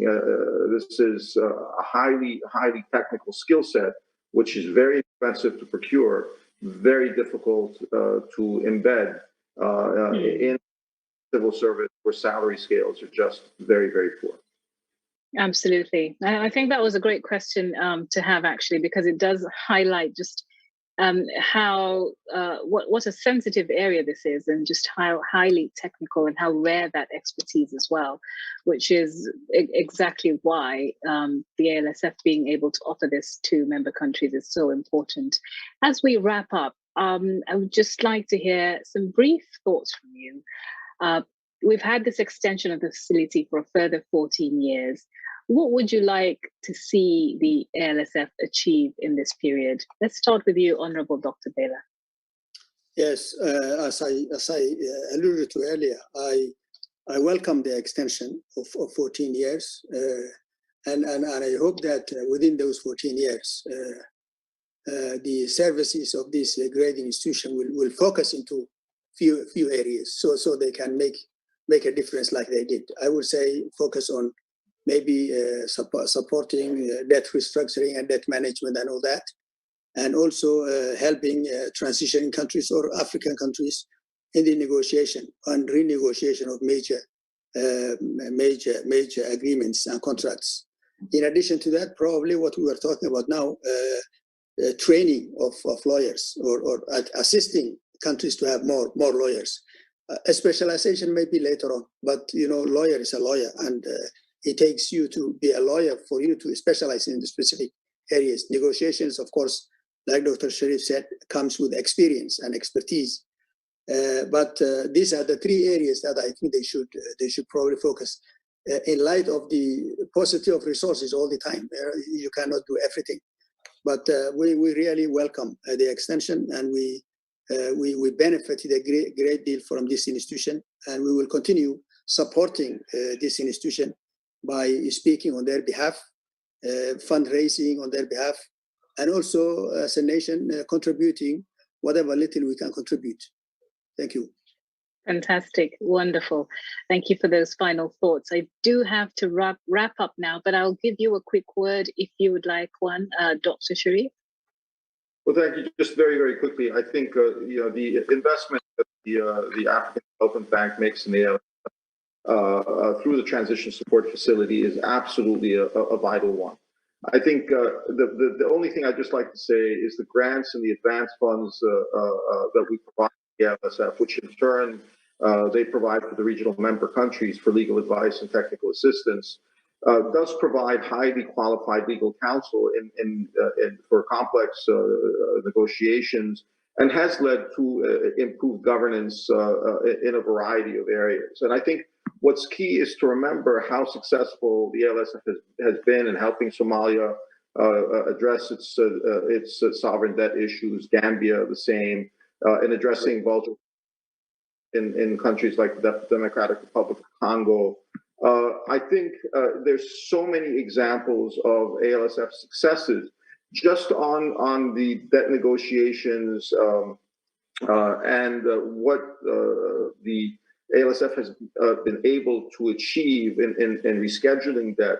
$40 million has done so much in supporting our transition states, especially in rescheduling debt and giving them the breathing space to continue to invest in development is their biggest success. And as I close, I just wanted to thank Steve for all of the work that he's done, for the excellent team he's put together, and for the achievements that they have left on the continent, and to welcome Olivier and to wish him also the best of success. Thank you very much. Thank you. And Olivier, as you are our host, you only get 2 seconds to wrap up, I'm afraid. Thank you, Nancy. Thank you, Dr. Kalecheri, for your kind word. Thank you, Honorable Dr. Abdurrahman Bele. I'd just like to quickly thank His Excellency Dr. Adeshina for the renewed support he expressed in his video earlier. We appreciate the commitment and the pledge to accompany ALSF in its mandate, and we also be guided by the member countries through the orientations they give to the Governing Council. And we'll welcome their push for us to be even more ambitious, even more driven towards meeting the objectives. Thank you. Gentlemen, I can't thank you enough for your insights and your candor. Thank you very much for a fantastic discussion. And thank you to everyone who contributed and watched as well. I'll hand back over to Joel now and pray that he will forgive me for going slightly over into his time. Over to you, Joel. Thank you very much, Nancy. I mean, I don't know about the forgiveness, but we can discuss that at another time. Thank you very much for what was a very rich discussion. And the key thing was also those questions that came in from those of you joining us. So thanks again to the panel, to Nancy, and to those of you who participated by sending in your questions. And I know we couldn't get to all of them, but thank you very much. And please do keep sending them in. And hopefully over the next sort of 2 days, we shall be able to at least address some of them. So thank you again. And it's now time for me to sort of say that for us to go to our next panel.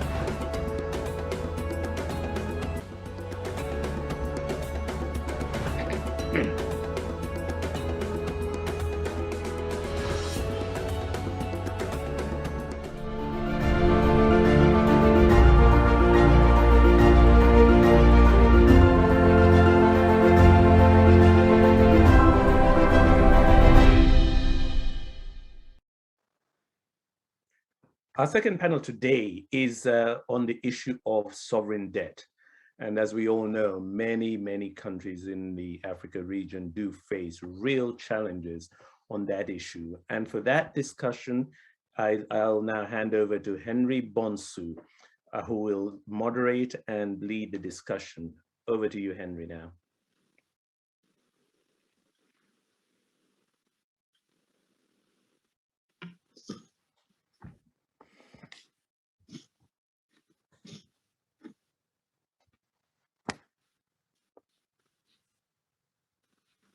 Mr. Bonsu, you can go. Can you hear us? Over to you. I'm waiting for Joel to introduce. He has already. Can you hear me? Oh, thank you very much indeed, Joel, for that wonderful introduction. So we've had our opening ceremony and we've had our first panel. And now over the next 50 or so minutes, our distinguished sovereign debt panel will give you a taste of ALSF's work in the debt sector and the perspective of regional member countries and partner agencies. And on the panel are Cesar Augusto Mba Abogo, former Minister of Finance, Equatorial Guinea, and now AFDB's country manager in Mozambique. Also with us is Barthélemy Faye, partner at the global law firm Cleary Gottlieb, and he'll provide us with the benefit of his experience in this sector. Al-Walid Al-Atabani can give us the perspective of Sudan's Ministry of Finance, where he's seconded from the World Bank, and Andrew Mvumbe will speak from his vantage point as head of the Debt Management Office of Zimbabwe. So a stellar panel. You'll hear from them very shortly, and we'd like to hear from you in the usual way using the chat box at the bottom of your screen. But before we unleash the panel on you, I'm delighted to invite Nicole Kearse, Senior Legal Counsel at the ALSF, who will now set the scene. Over to you, Nicole. Okay, great. Thank you, Henry. So I know that today we have guests from all over the world. So I want to wish everybody a good morning, a good afternoon, and a good evening. I would also like to thank and welcome our esteemed panelists that you will hear from shortly. So the topic of sovereign debt. is one that has been spotlighted over the past few decades, not just in Africa, but throughout the world in general. So before we begin this session, it is important for us to all keep in mind that the challenges related to sovereign debt are not uniquely African. They're not a uniquely African story. We need only look at recent examples in Europe and South America to confirm this fact. However, sovereign debt does pose unique challenges to African countries. We know that the landscape of Africa's debt has continued to evolve over time. What was once largely based on concessional lending has changed as African countries increasingly rely on new ways of financing infrastructure development and financing their general budgetary needs. New lending structures such as Eurobonds, collateralized and resource-backed loans, Islamic compliant financing, to name just a few, as well as new lenders such as Non-Paris Club and the so-called plurilaterals, have clearly all changed the nature of Africa's debt over time. In addition to this, an overall increase in sub-sovereign debt and the continued development of PPP projects on the continent given rise to contingent liabilities, which have the potential to impact countries' debt profiles. The added layer of the recent global shock has, of course, in many countries either caused, exposed, or in some cases exacerbated existing debt vulnerabilities. It's easy for us to focus on the challenges, though. The narrative that is often missing is that of success. Many African countries have both sought and successfully implemented new ways of financing that respond to key concerns such as climate change, the deterioration of coastal areas, biodiversity, safe drinking water, and education. African countries have also taken more sophisticated approaches to debt issuances, structuring new debt using the most up-to-date tools and techniques that will protect the country's resources, assets, and people. The ALSF itself has a key role to play in Africa's debt story. The subject of sovereign debt, as you've heard before, is one that's very much at the heart of the ALSF, as the ALSF itself was established largely in response to challenges facing African countries, especially heavily indebted poor countries, fragile states, and post-conflict countries, in dealing with aggressive and/or intransigent creditors or vulture funds.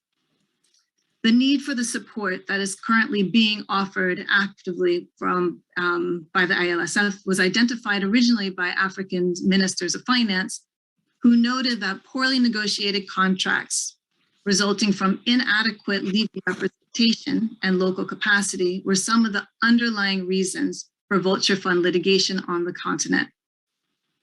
The ALSF was therefore founded to level the playing field between international investors who came with sophisticated legal support and other support, and African country counterparts who did not always have the same level of support and representation. In the sovereign debt sector, at the ALSF, we take a very comprehensive approach to our support to our regional member countries, assisting governments in all stages of the debt process, including with new issuances and hedging arrangements to promote fair and balanced debt agreements. We assist with debt management, as well as with restructuring, reprofiling, and refinancing to ensure that such arrangements adequately protect the borrowing sovereign. We assess with creditor litigation to make sure that countries are approaching litigation with robust strategies and with suitable representation. We also develop and we deliver bespoke regional and national training programs, as well as knowledge products, such as the hopefully soon to be famous Understanding Sovereign Debt, Options and Opportunities for Africa, all to enhance capacity in Africa in the debt sector. Working with our development partners, the ALSF has ensured that regional member countries are indeed getting the support they need. The purpose of today's conversation is to discuss and to propose solutions related to avoiding unsustainable debt for sustainable development. This conversation will therefore, of course, look at where we are today and help us to understand some of the key challenges that African countries are facing in the public debt sector. This is because understanding the current and the historical context will provide direction for the future. More importantly, however, this conversation will be forward-looking and touch on good governance, tools for debt resilience, and new and innovative ways to finance projects and national budgets. The distinguished panelists will share their views and on-the-ground experiences with public debt issuance, debt management, and restructuring, as well as their hopes and their goals for the future. And finally, each of them will touch on the ways in which the ALSF can contribute and play a pivotal role in the future of Africa's debt. With that, I will conclude and pass back to you, Henry. Thank you. Nicole, thank you very much. Superbly summarized, and you set us quite a task. We shouldn't dwell too much on the challenges, though they're there, and I see people, our delegates who are tuning in from around the world, want to make sure that we do address them, but at the same time, you've talked about the ways in which African countries have looked at newer and more sophisticated models of dealing with debt and refinancing and restructuring, assisted by the ALSF, and we'll try and address those. Now, to remind you, we've got 4 stellar panelists, and rather than give you their heavy titles, we were encouraged when we were in the green room a couple of minutes ago to consider ourselves friends. That's what Cesar said, Cesar Augusto Mba Abogo. Now he's somebody who could take the title honorable. So Cesar, thank you very much for encouraging us to really connect and really engage. So I'm going to start off with you by talking about how the ALSF engages with countries. Now, before taking up your current post at the AFDB, you were Minister of Finance of Equatorial Guinea. Can you talk about your experience of working with the ALSF? How were things when you found them, and how were things once the relationship had matured? Thank you very much, Henry, for the question. Am I on mute? Let me see. You're fine. Okay. You're live. Thank you, Henry. Okay, thank you very much, Henry, for the question. You are forcing me to look back to yesterday, what we did. In 2019, when I was appointed finance minister, the banking sector in Equatorial Guinea was, let's say, in serious distress. The non-performing portfolio of public infrastructure companies was preventing banks from financing the non-oil sector, which was our hope for economic recovery. In the program we adopted that year with the IMF, one of the main challenges was the clearing of domestic arrears through a debt for cash bond swap. The clearance of domestic arrears will improve the liquidity of the banking sector, which could then finance the economic recovery. That sounds easy, but everyone who has gone through such a process know that it is anything but easy. Mainly that's my thinking, mainly for 2 reasons. First, debt restructuring has to be done in an orderly and straightforward manner. And second, sometimes there are forces that delay the solution. We can say perverse incentive, but let's say forces that delay the solution. African Legal Support Facility provided us with assistance and resources to design our debt restructuring process. That was like a very robust approach for us to deal with the debt in Equatorial Guinea. It was a providential help in a very, very difficult context. I remember the first time when I met Stephen Karangizi in South Africa. That was in 2019 during the African Investment Forum. And my team and I were literally overwhelmed. Now, I mean, the thing has changed with COVID-19, with all that is going on. I believe the challenge we had back then is less challenging now. African Legal Support Facility role now is more than necessary, more than ever. And I think that the way we engage with them, the way we interact with them, the way they supported us, it serves as a very good example on the way that these institutions support African countries, because we were literally overwhelmed. I'm going to stop here because I know you really like stick on time. That's right. I want to come back to you on that because you talked about overwhelming, and that's a really heavy word. What was it about the encounter that you found overwhelming, and how did you build on that to the position you're in now? Okay, I say overwhelming because you have to, I don't know if I can talk a little bit more about Equatorial Guinea. Our debt was relatively low. before 2014, before the collapse of the oil prices. Then after that, it went up dramatically from less than 50% to all the way to 46%. So just that happened in just less than 4 years. And that was a massive increase. So we were clearly going through a very unsustainable path when it comes to debt. So our priority was to get that under control as soon as possible. And in the program, we were negotiating with the IMF. This issue of the clearing of the internal area was a top priority. So we had little capabilities, and the African Legal Support Facility literally saved our lives. That's quite a tribute. Thank you very much for that, Cesar. I'm going to move on then to Andrew Mvumbe. And Andrew, you're the director of the Debt Management Office in Zimbabwe, facing significant challenges over the coming years. Recording in progress. Let's talk about your partnership with the ALSF and how, are you okay there? Right. Yes, and I'm what okay the now. impact of that relationship has been, bearing in mind what Cesar said, talking about the terrible situation from 2014 onwards, how overwhelmed he was, and he and his team, but how the ALSF have helped nurture their growth to a position of relative stability now before he left and went to the FDB. So let's talk about Zimbabwe. Thank you. Thank you so much. We are delighted to be part of the panel for this very important occasion for the Africa Support Legal Facility. Now, two issues. First of all, the facts on the ground on the debt situation.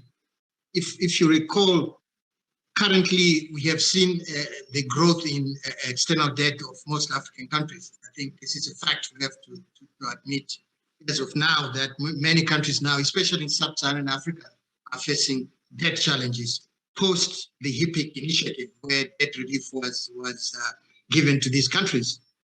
Where we have seen in terms of the debt to GDP numbers going up again.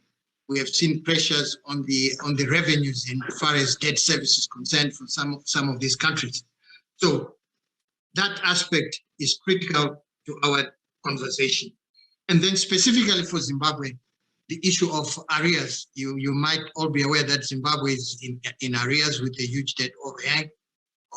We have over 10 billion of US dollars of debt, and about 7 billion of that is in arrears. So those are the two aspects I would like to contextualize the relationship with the African Legal Support Facility. First of all, the main challenge for us in the coming years for Zimbabwe is the issue of arrears clearance. We have to have arrears clearance. And then secondly, we have to look at new avenues of resource mobilization. Nicole talked about the international financial markets, bond markets, etc. These are the issues we are actually looking at in Zimbabwe, given the limited external official resources coming to Zimbabwe, given the area situation. So two areas where we are collaborating with the Africa Legal Support Facility in a tremendous way. Firstly, they've agreed to support Zimbabwe in its ever first sovereign bond issuance, because we are looking at alternative support in terms of resource mobilization. And the sovereign bond is going to be one of the avenues where we are going to use. And we have approached the Africa Legal Support Facility for assistance. And fortunately, they've agreed to come to support Zimbabwe. And really, this is a tremendous step forward as it will bring confidence to potential investors. It will bring credibility to what we are doing in terms of the prospectus, looking at the prospectus, looking at the whole processes, etc. So that's one area where we are very encouraged by the role the Legal Support Facility will play. Secondly, they've agreed to give us capacity development, human capital development in this critical area. As you're aware, most African countries, this is a new area going into the sovereign bond market. And really, we have agreed with them that they will give us support in various areas, the risk management and even the processes themselves, what to look out for, credibility issues, etc. So that's one critical component which I am really excited about in terms of our relationship with the facility.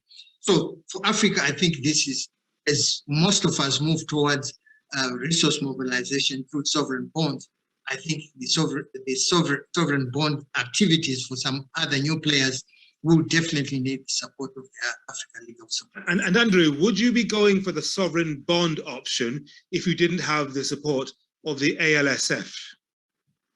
Well, I said to my minister, we cannot go in there if we don't have the African League of Support facility on board, number one. Then number two, we also sought another AAA rated African bank to support the sovereign bond. So we will be working together with African Legal Support Facility plus this multilateral African bank, which will help us to guarantee this bond. So yes, we definitely would have said we need credibility, and the credibility is definitely coming from the African Legal Support Facility. And also, thank you very much for that. So we've had two perspectives, Equatorial Guinea and Zimbabwe. Let's talk to a sovereign debt specialist, a lawyer, corporate lawyer of many years vintage, despite his youthful appearance, Barthélemy Faye. And Barthélemy, you have worked with Senegal, Cote d'Ivoire, Republic of Congo, and DRC in helping to restructure their debt. Can you explain how things actually worked? At what point did ALSF bring you in, and how did you manage to go about restructuring the debt of those countries?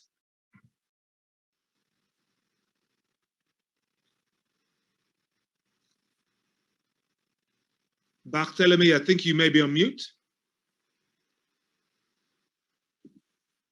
Can you hear me now? You can, yes. Yes. So I wanted to thank you, Henry, and also say that I'm very happy and pleased to participate in this panel sponsored by the ALSF. I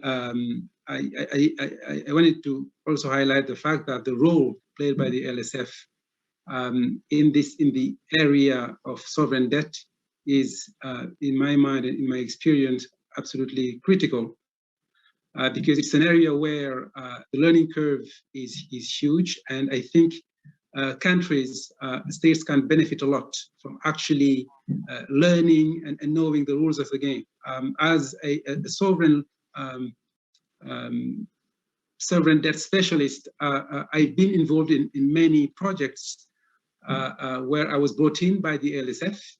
And what I think the key kind of lesson that I draw from that, and the kind of personal satisfaction I draw from it when I compare it to my other assignments where ALSF is not involved, is the opportunity that I really enjoy to teach, share experience, transfer knowledge, and really hear concerns and questions from my clients. This to me is a distinctive feature that illustrates what ALSF involvement brings to the table. Mm-hmm. And talk to us about your approach, how you actually managed to restructure the debt of those countries. What are you looking for? What are the things you seize upon, work with in terms of the finance ministries or the people that you're talking to, and then repackage? How do you go about it?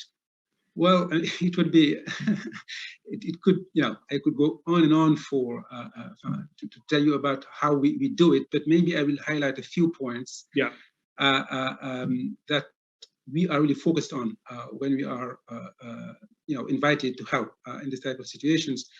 In terms of restructuring, what is important and where we really focus on is to make sure that first, the debtor understands that as a sovereign debtor, vis-a-vis its creditors, it has a lot of leverage. And the reason is actually very simple.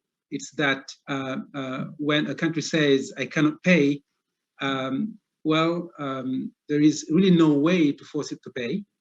The only caveat, of course, is that if it just decides not to pay and does no effort to kind of pay at least the amount it can pay, then it can be penalized because it can be prevented from, borrowing money in the future. So the question is how to kind of get to a point where you can explain convincingly to your creditors what your capacity of payment is, and so what they should reasonably expect you to pay, and then also show that you are prepared to kind of, do the extra mile in how you actually have been managing your debt to be able to make sure that you will not get into the same situation again. So it is not, very technical. It is a matter of teaching first your client, what this is all about, how to position yourself to really get the best out of the transaction you're about to enter into. Tremendous. Thank you very much for the moment, Bart. Let's move on, last but not least, to Al-Walid Al-Batani. Now, Walid, you were a specialist in risk management at the World Bank before you moved to the Africa region, and you're currently in Sudan. Let's talk about good governance, because that was mentioned earlier on in the previous panel, and it's often the elephant in the room in discussions like this. And of course, transparency, which are key aspects of the conversation. Now, how do they tie into effective debt management, and how can they lead to debt sustainability? Thank you so much, Henry. And I also just want to acknowledge and celebrate, Alsf meeting this important milestone in their young life, and I hope that they continue to excel on the continent. But I think, overall, it goes without saying that good governance and transparency are critical for effective debt management in general, and also sound and responsible fiscal management in general. It's important to enhance debt transparency by, having regular publications of debt data, debt reports that are made available in a broad way to parliamentarians, to the public, so that there is some level of accountability in terms of what is our outstanding debt stock that you have, what are the flows of debt, what are the new borrowings, what are the terms, so that, there can be some form of checks and balances. We came into the situation in Sudan. You have a country that was isolated for 30 years. Things were done in a very, very clandestine way. And we inherited a ton of debt, huge problems, particularly on this aspect of good governance. And one of the things that we're trying to do is to try and improve the overall governance and management of debt in the case of Sudan, given the importance of, having manageable and sustainable debt. Prior to coming to Sudan, I was based in East Asia, and what was common in that part of the world was that, they went through the Asian financial crisis, and that they started to look at how we can manage debt better, and they realized that perhaps you need something stronger than just regulations to do so, and they've actually passed, legislation to support transparency and good governance in general, and have that enshrined in law, where rules such as who can contract debt, how it can be contracted, how it's managed, what would be a national debt strategy, all of that would be outlined in sort of legal architecture, overarching architecture for debt management in a particular country. I think, frankly, without sufficient safeguards, you are heading into a situation where you will have problems. These problems get amplified when you have crises or exogenous shocks like what we're seeing today, with the COVID pandemic, as well as with climate change, for instance.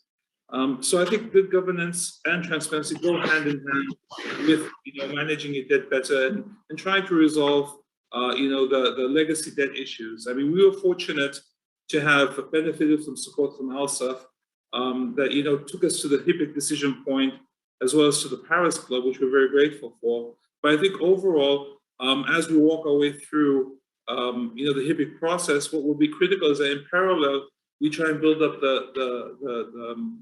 the systems that allow us to manage our debt better, so that we don't end up in a similar situation in the future. Mm-hmm. And when you say build up the systems, what do you mean? How will that be done? And how crucial will ALSF be in the building up of those systems? Yeah, I think what I'm talking about is essentially having a functional debt management office where you have clear demarcation of responsibilities in terms of front office, middle office, back office. Having the regulations in place, having which we've included in part of our HIPIC completion point triggers, having a public debt management law in Sudan, so that whatever happens after we're gone, we at least know that, future generations, there will be safeguards for them. It wouldn't be easy to contract debt as what we've seen in the past. I think, for us, Alsf has actually been our go-to counsel. I mean, it's very easy for me to pick up the phone and work on something, send them an email, and they've been extremely responsive. And this is what I think is a true value, because they're with you in the trenches and trying to help you get out of the situation that you're in. All right, President Mbeki talked about the front line, but also in the trenches. Walid, for now, thank you very much. Andrew, over there in Harare, Zimbabwe, Debt Management Office. Let's think about this, because in the years leading up to the pandemic, a number of African countries, yes, were heavily indebted, but their debt to GDP ratio was not astonishingly bad. But then the pandemic came and we saw what's happened around the world, exogenous shocks. So think about this question: how can African debt be more sustainable and resilient to shocks in the future? Talk to us about the tools and mechanisms that are being considered or have been implemented in this regard. Over to you, Andrew. Okay, thank you. This is a critical question. I'll look at it from two levels. One, sustainability and resilience at country level, and then the other at multilateral level or international level. Now, firstly, at international level, I think we have had some initiatives emanating from the Bretton Woods institutions. As you're aware, they have had the reprieve on interest rates, on interest payments, the DSSI, where there was a moratorium on interest payments. And then we have had the typical HIPIC and through Sudan and Somalia. And then over and above that, we have the coming one, which is being now touted as the common framework for debt resolution through the Bretton Woods institutions. And in that, I gather now we have 3 countries in Africa which have applied for that is Chad, Ethiopia, and Zambia, where this will provide deeper debt relief to these countries. So at multilateral level, there's been that approach in terms of how we have deeper debt relief, which is sustainable. And then on the other hand, I think what we are seeing also at country level then is the issue of responsible borrowings going forward, to say any borrowings you are going to undertake as a country, how does it impact on growth? How does it impact on investments, having a return on investments which are coming from debt? And also you have a macroeconomic stability to support that investment. So at country level, again, we have to see that efforts by governments to have sustained growth through diversification. You hear of industrialization, diversification of growth in Africa.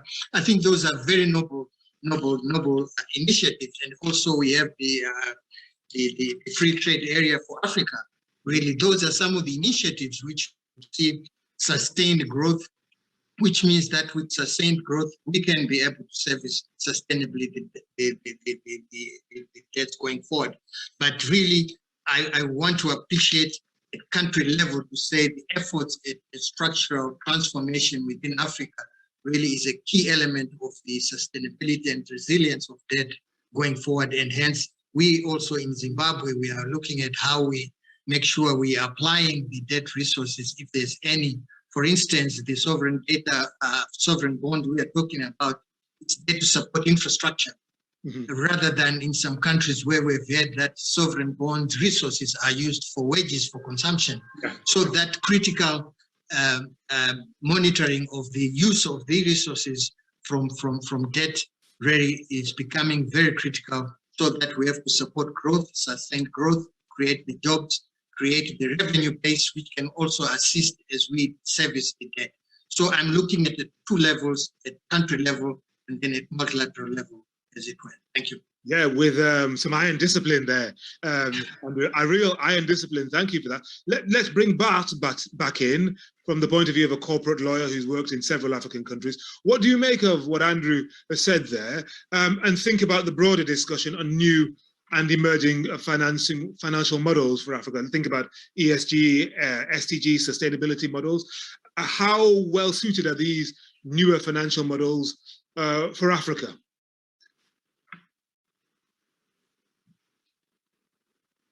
Over to you, Bart. Yes, thanks, Henry. There is a very interesting debate going on about, how suitable the various new techniques of raising financing are to Africa. And as always, the response is never a simple one. It is very true that some of the innovations in this area, the ESG bonds, SDG bonds, can address some of the challenges that Africa is experiencing in the area of sovereign debt. To the extent that an African country can actually play by the rules and do the reporting that's required in connection with the issuance of ESG-linked debt or SDG-linked debt, it can benefit from it because this comes with what is sometimes referred to as the gremium, which means that you can access debt at a cheaper level when you're able to actually tie it to some more or less soft commitments that speak to certain categories of investors. And so this is sometimes seen as a way to kind of address the Africa premium that many observers of the issue of the sovereignty in Africa kind of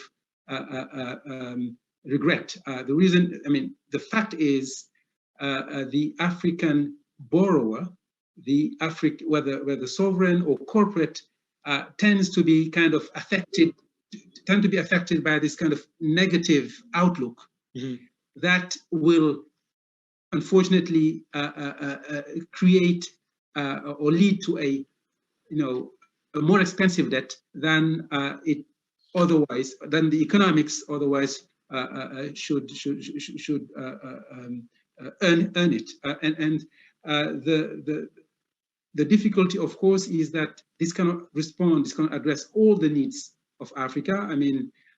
I don't know of any single country that could finance all its needs only using ESG or SDG bonds. A client was telling me the other day that they have oil reserves, they want to develop them, and they know, of course, that there is no way you could raise ESG bonds or SDG bonds if you tell them that you're going to use it for that purpose. But at the same time, it is a need that is critical to the development of the country. So it addresses some of the concerns, but as always, I think Africa and African countries need to think pragmatically about this kind of issues and use certain mechanisms and techniques to address certain needs and use others to address other needs. All right, thank you, Bart. I'm going to bring Cesar back in. We haven't heard from you for a while, and there's, of course, been a lot of focus on the negative impacts of the pandemic for obvious reasons. But then sometimes, necessity is the motherhood of invention, challenges leading to opportunities, new ways of looking at things. Are there any positive impacts that have stemmed from the pandemic in terms of how African countries are beginning to look at debt and debt management? Cesar.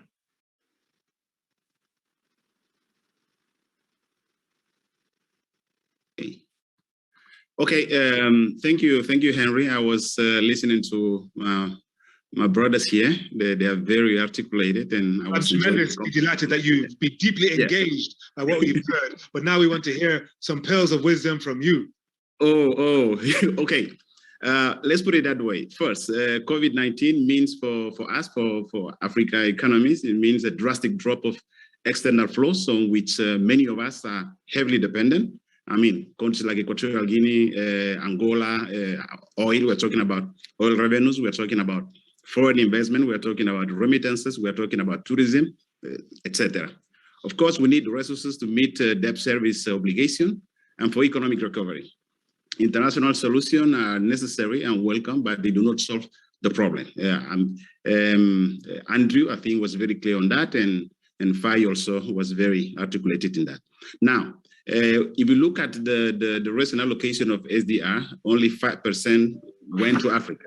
And this 5% covers only is like 13% of the debt obligation of the whole continent for the next 5 years. Now, we have 16 countries in Africa that they will have in 2025 a lower income per capita than they had in 2019. And for these 16 countries, Angola is one of them, Equatorial Guinea is one of them, Nigeria is one of them, I think Zimbabwe also, Algeria. These 16 countries, the collective allocation represent only close to 1.4% of their GDP. Now, these international solutions that are being unveiled are very welcome, are very necessary, and okay, it's fine, but we need to also think about what is being done in Africa. And in this regard, I see very positive trends. Important efforts are being made in our continent to create fiscal space and revive growth. These are substantive changes at the government level to cut the drain of public funds, you know what I'm talking about, and also to reduce the illicit capital flows. Now, it is important that international solutions are highlighted and discussed, but it is equally important that we follow closely domestic efforts to move towards sustainable debt frameworks. I believe that COVID-19, that is my humble opinion, has increased awareness on the imperative of better economic governance in Africa. And I think that will bring very, very beneficial effects in the future. So I think this is a very difficult situation for us, but it has is creating an awareness that is pretty necessary to boost good economic governance. So this is where I see the positive in this nightmare we are facing now. Thank you. Thank you very much, Cesar. I'm going to bounce back to you, Al-Walid, given what Cesar has said. It has really concentrated the mind on this pandemic because there are many countries that were simply not in a position to deal with exogenous shocks, especially one of this magnitude. How do you see things from where you're sitting in Khartoum working with the government of Sudan, and how would you like the ALSF to work with countries in that position in the months and years to come, bearing in mind the renewed mandate? Yeah, I mean, I would agree with my brother Cesar on everything that he just said, and I think that, you know, in a way, COVID-19 was a wake-up call that we cannot take anything for granted. I think you need to get your house in order. There's no doubt about that, and I think that, you know, the crisis actually reinforced this idea that sound debt management is necessary for overall fiscal management, better fiscal management. You know, Sudan's situation is a little bit unique because we went through this revolution where we already were in a situation, an economic crisis where things had actually essentially stopped, and then on top of that, you had the COVID crisis, the COVID pandemic that came through that actually deepened the crisis, the economic crisis that we were already in. So we suffered 2 years of significant declines in economic growth, and clearly, I mean, you know, you've already maxed out whatever you could issue on the local markets. You don't have access to international markets because you don't have a credit rating. We were on this SSTL, which is the US state sponsors list of terrorism that we were removed from in late 2020. So the situation is extremely dire. And I think that, you know, this is, I mean, the current situation that we're facing is built on, you know, economic mismanagement of the past 30 years. And in many ways, we feel that we're building things from scratch. We're trying to build up a system, an economic management system that helps reinforce and sort of creates the basis for us to be able to generate economic growth. But where we are right now, it's still, you know, moving out of austerity, trying to manage the COVID crisis and seeing where this can take us into the future. I mean, for us, and I think, you know, from what we've seen so far from Alsf, I actually think that they have a very important role to play because, you know, I think that what they do is actually dynamic, it's not static. I mean, you start out with countries that are facing unsustainable debt burdens. You take them through the HIPIC process. Then you want to start thinking about how you could move towards, helping them grow their economies better by looking at what kind of resources that they have, whether they're extractive industries or whether, natural industries that they could develop, and bring in foreign investors into that space. And then you think about how they can help you access global markets as well, through bond issuance, is what Andrew was talking about earlier. And I think that they have an important role to play. I mean, Africa is very diverse. Every country is very, very different than the other. So I think that and I hope that they will be there for a long time. This will be the first 14-year extension. We'll see them for another 14 years after.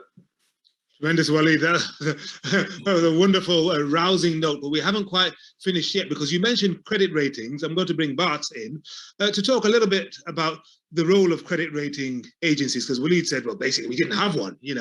People on the outside, the big Fitch, Moody's, and all these other ratings agencies look at us and just think, no, we're not going to deal with these guys. There's no point.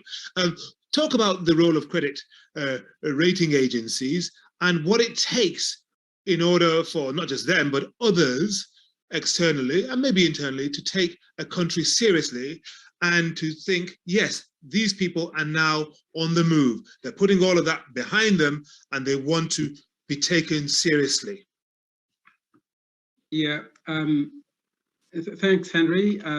This is a very important issue for those African countries that go to the international markets in particular. I mean, those countries that regularly issue Eurobonds because they raise huge amounts, and whether we like it or not, the cost of that borrowing is I wouldn't say entirely driven, but at least is influenced, significantly influenced by the rating that is assigned to the country. All the prospectuses that you will see always on the first page will bear some caveat saying that a rating is not a recommendation to invest. Nevertheless, today, in my experience at least, none of these countries goes to international markets unless they actually have obtained a rating, and the level of that rating again will determine to a significant extent, the coupon that will result from the transaction. So it is important to kind of cultivate the relationship with the credit rating agencies to know, how to speak with them, because the role of the credit agencies is they exist because there is some asymmetry of information between the issuer, the debtor, and the creditors. So to the extent that you can use your relationship with the rating agency to actually, inform your potential investors about your economic achievements, about the actual reality of your economy. Because the problem we have with Africa is, it's always too much or too little. The difficulty we often face when it comes to Africa is to have just,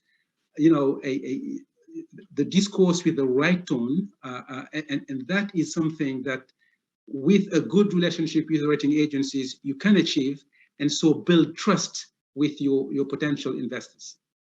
Tremendous. Thank you very much indeed. And we'll, easing toward the end of our discussions this afternoon, I'm going to bring Andrew back in.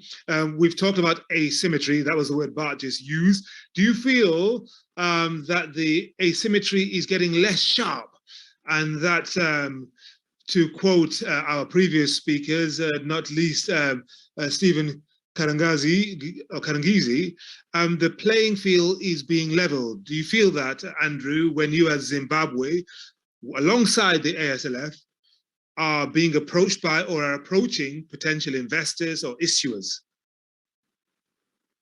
Like I have indicated, I think the facility itself, I think, is there to boost our capacity and to boost our confidence. And really the issues we have focused on with them for Zimbabwe with this sovereign bond is really the capacity issues, how we relate with investors, how do we make sure that we have details in terms of the products we are going to give the investors, that it's best international standards, all those issues. I think as you go in, you gain more confidence, and really with the support they have in terms of capacity of human capital development, I think that's although it takes some time as well to build that confidence and the knowledge and skills. And I think when you know you have a big brother backing you, I think it means a lot out there as you tackle these complicated sovereign bond markets, really, and understanding the risks, the linkages, etc., and so on, which FIRE is adequately, eloquently elaborated on. So really, it's like having a big brother on your side. I like that. Thank you. A big brother on your side. Cesar, so this big brother and the relationship with the African countries it's dealing with at the moment, we're talking RMCs. How do you see things going forward? Because we're talking about 100 different projects, $100 million, which is great and probably growing. How optimistic are you about the years ahead? Thank you, Henry. I think if you allow me to do that, I want to go back to what Fai was talking about the need we have to build trust, to show confidence, and to make sure that rating agency can really have a better understanding on what is going on in Africa and also in our economies. I would like to put it in another way. I think also there is a need for this institution to better assess Africa. So we have to do the efforts to build confidence, to build trust, but they also have to look to Africa in a different way, let's say in a much more rigorous way, because we are talking about everything that is going on. People talk a lot about the international solution to support Africa in this situation, but it's not only about to support Africa; it's about to support the world, because Africa is part of the international community, and we have this SDG agenda which says that no one should be left behind, and it is imperative that the international system, the international financial system as a whole, build another approach toward Africa. So I think when we insist that we should do the effort, we should build confidence, trust, but we also have to put in the table that they need to do also a tremendous effort to look towards Africa in a different way. That's all I would say. Tremendous. Thank you very much to Cesar Augusto Mba Obogo, Barthélemy Faye, Awalid Al-Tabani, and Andrew Mbumbe. Tremendous panel. Now, I'm wondering what Nicole Kearse thinks of that. Of course, she's senior legal counsel at the Alsf. She set us going. She gave us the context, and we tried to build on what she said. And now I'm going to hand it back to you for a couple of closing reflections. What do you think, Nicole? Okay, great. Thank you. Thank you, Henry. And thank you to all of the panelists for your insights and sharing your experience with everyone today. So as we promised, we have discussed some of the challenges that are facing African countries today, including some of the post-HIPC challenges, arrears clearances, and then just general strains on debt management offices. The panel has very rightly emphasized that good governance is a cornerstone of effective debt management, and of course noted that countries need to set up robust debt management structures and strategies to ensure long-term sustainability. It was also noted, importantly, that it's essential to monitor the use of funds in order to support development. From Mr. Faye, we also learned a bit of a secret, which was very interesting and useful, that perhaps countries have a bit more leverage than what they expect in negotiating and setting up debt arrangements. And then, of course, when it comes to credit rating agencies, a couple of people have touched on the importance of those relationships and building those relationships and ultimately leveraging those relationships. We've also discussed very, very keenly the importance of African countries needing to think closely and kind of critically about new financing tools that are being offered to them to ensure that those meet their needs, their country's needs, and that they're, of course, also fit for purpose. I liked a lot about the reframing COVID-19 question and responses. and the idea that it was a wake-up call and has just broadly created more awareness of debt-related challenges, which hopefully will ultimately lead to positive changes in the future.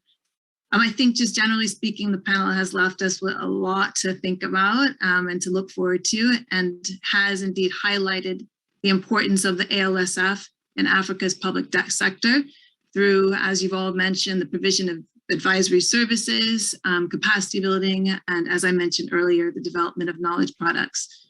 As everybody knows, I like the big brother concept, but we are also just generally here to assist African countries as they continue to navigate this very complex world of sovereign debt. And then we also look forward, of course, to partnering with them. And as we look forward, we begin to create innovative, forward-looking solutions and ways to deploy sustainable debt for sustainable development. So I want to thank everybody for joining. It was a very interesting and vivid conversation, and we look forward, of course, to the next one. Thank you. Tremendous, Nicole. Thank you very much indeed, and thank you very much to our panel. That concludes Roundtable 2 on sovereign debt. I now hand you back to Counsel. Thank you very much, Henry, for that important and very timely discussion. Sovereign debt is something that every African country is grappling with, especially in the sort of, as we look to. That's great. So thank you very much. We're now going to move on to our next panel.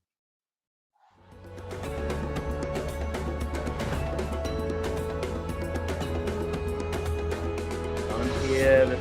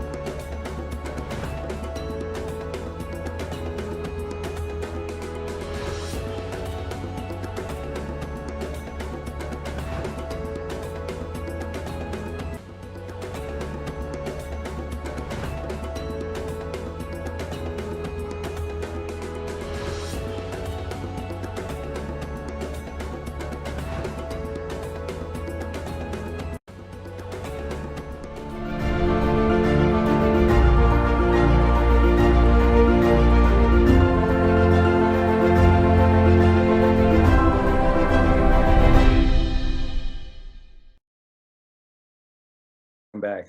Our last panel today is on the extractive sector, and I once again hand you over to Nancy Kachungira of the BBC to moderate the panel. Thank you very much, Joel. Hello again, ladies and gentlemen, and thank you for staying with us as we go through the day, and we've arrived at our final panel discussion after a riveting discussion on the issue of sovereign debt. And I noticed that we picked up yet another name for the ALSF. We've gone from guardian angel to frontline fighter, and now big brother. Well, I think we can all agree that to say Africa is rich in natural resources is an understatement. The topic of this panel is sustainable resource management for Africa's development. Besides all the biotic resources, the continent is also home to the richest store of minerals, precious stones, and other abiotic resources. You could say we have everything from A to Z, or should we say A to U, aluminium to uranium. Well, having said that, even though Africa is very rich in natural resources, its resource wealth is one of the lowest among the world's developing regions, as you will know.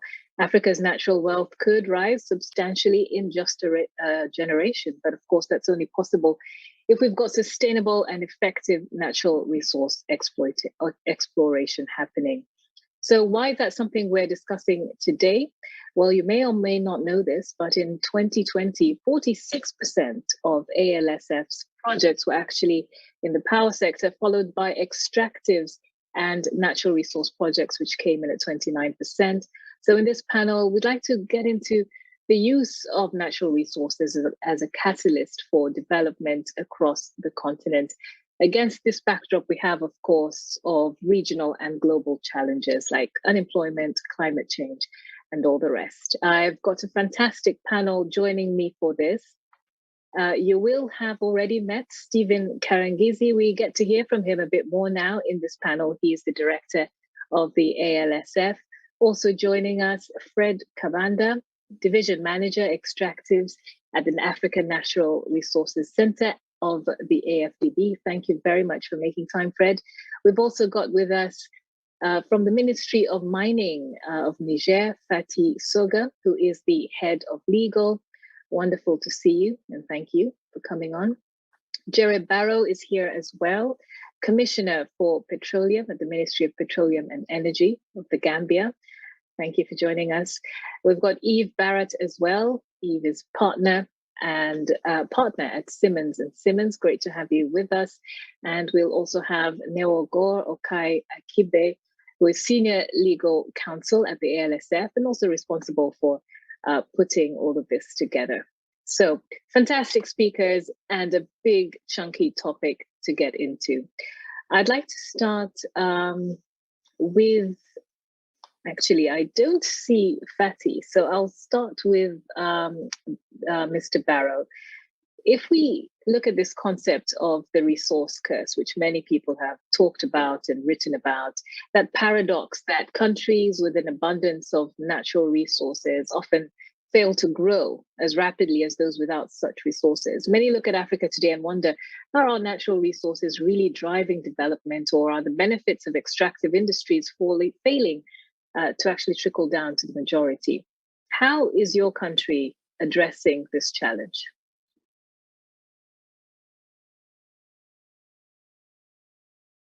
If I could just get you to unmute, and then we'll be able to hear you.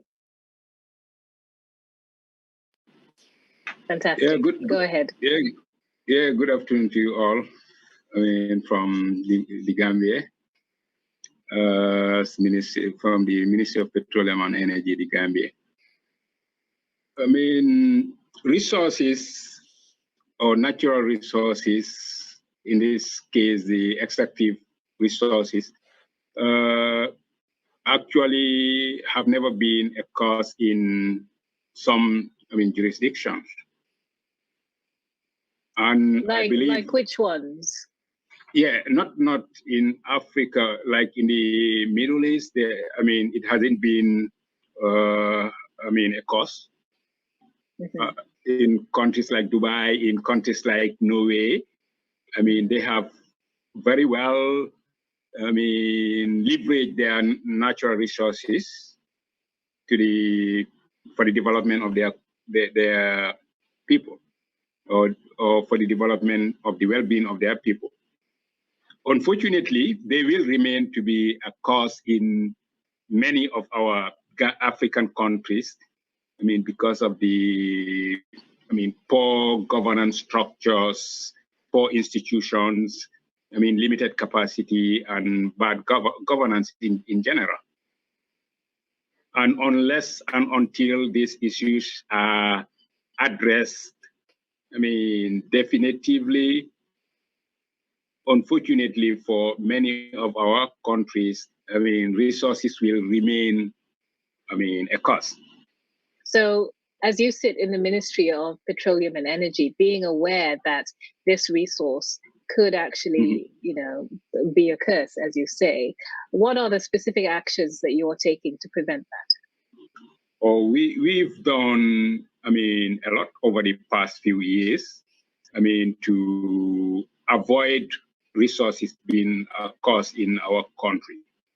I have to admit we are we are at a very early stages in the, I mean, project cycle of the, I mean, petroleum project cycle, meaning we are at the early stages of, I mean, exploration.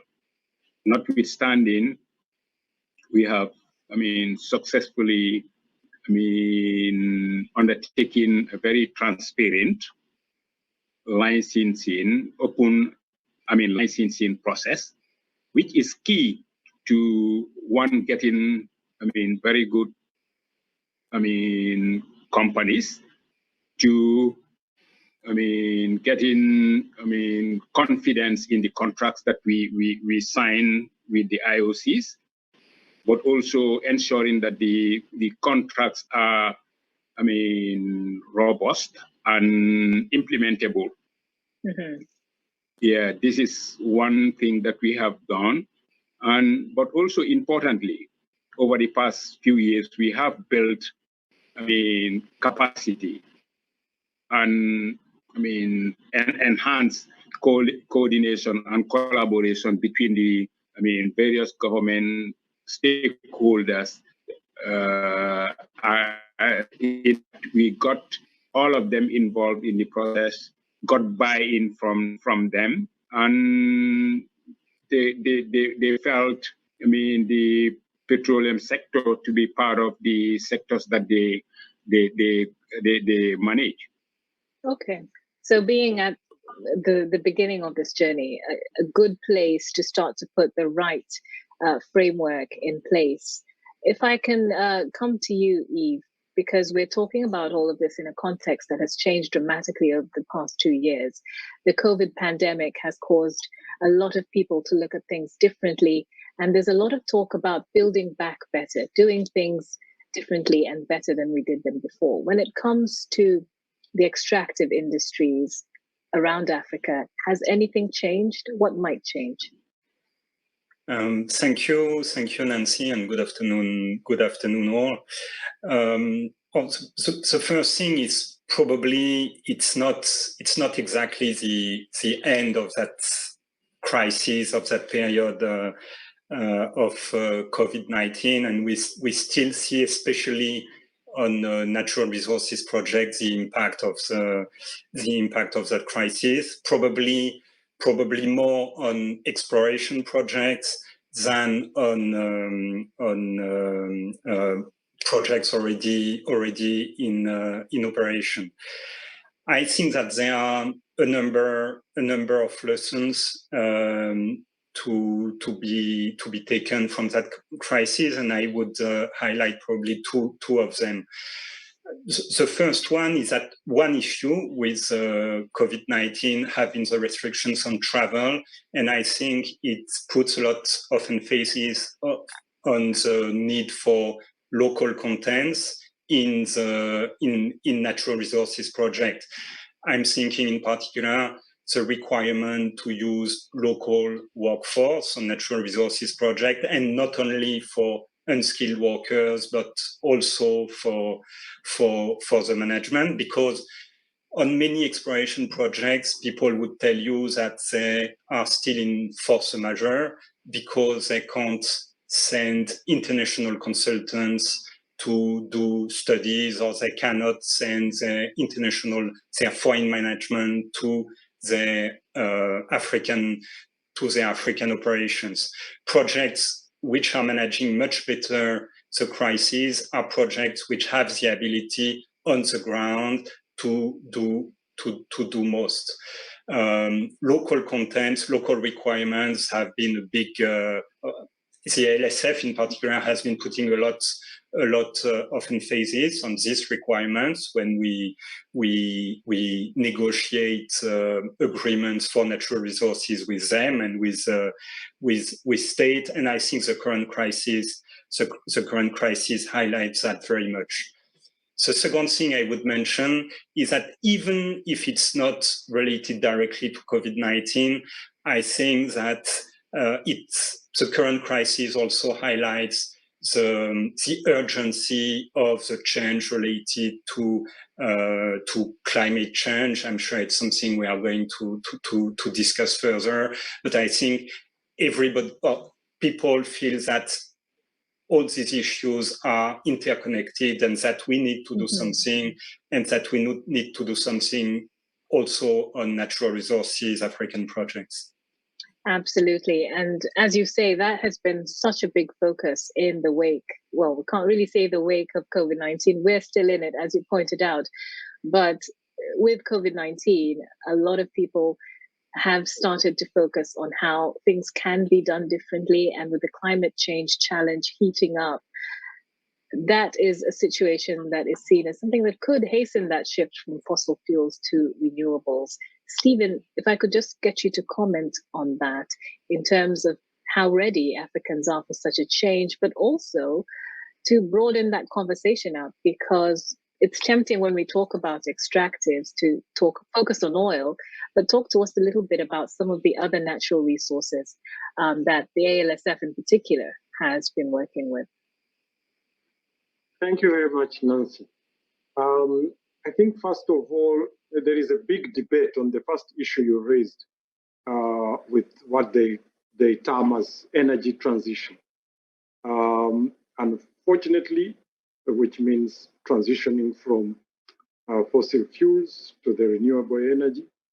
Unfortunately, Africa is not really involved in that debate as a catalyst or at the forefront, and could end up affecting Africa seriously, because we're at a stage where, compared with the more developed countries, that debate is possible. But I don't think that we are at a stage in Africa where it is possible, because of the need, especially for the more fossil-dependent economies. With respect to our interventions, and my colleague Ogo will probably talk more about our interventions. They've been across the whole range of natural resources. I prefer to use the term natural resources because the term extractives can be a bit uncomfortable for some people for good reasons. So in the natural resource space, I mean, we are really talking not just the fossil fuels, but also the mining. And across the continent, there is a huge difference between the countries in terms of the dependence. I mean, some of the countries are really hugely dependent on them, and some of the countries are new discoveries. Then there are some countries that have been doing this for a long time, and their governance structures, governance instruments, legislation, and so on, and manpower is quite developed. I mean, for instance, the mining industry in Ghana, you can't compare it with a lot of the countries with more mining, or the mining industry in South Africa, Zimbabwe, are quite advanced. But having said that, the challenge that we have seen for the facility is the challenge that is well known for natural resources. They have curves, huge curves. There's a time when you have booms, and then you have slumps. When the facility started, we were actually in a resource boom. The prices were high, the demand for the resources was high, so there was a rush into Africa, particularly because the demand in Asia, I think one can say it clearly, China, was very high at the turn of the decade, turning from the first decade of the century. So at that time, that means the end of the last decade and then the beginning of the decade. And that's about the time we started operating, right at that time. So we had huge demand, and then the demand also comes in different forms. You have countries which were also transitioning in democracy. So they had had military governments, they had had poorly negotiated agreements. So we had a huge demand. In fact, we couldn't meet some of the demand. Then you had countries that had already been operating and had new discoveries. I think one of the big new discoveries was in the fossil fuel areas around that turn of the decade. And so we also tried to assist quite a number of them.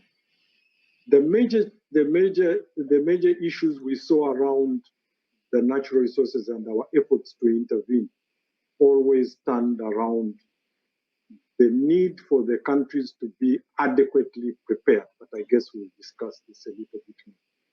So we had some success stories. I think we can also discuss those a bit more. When I mentioned the turn of the decade, one of the biggest success stories we had is Guinea, which unfortunately has now gone back to military rule, where they had a new democratic dispensation and they wanted to review all the existing agreements.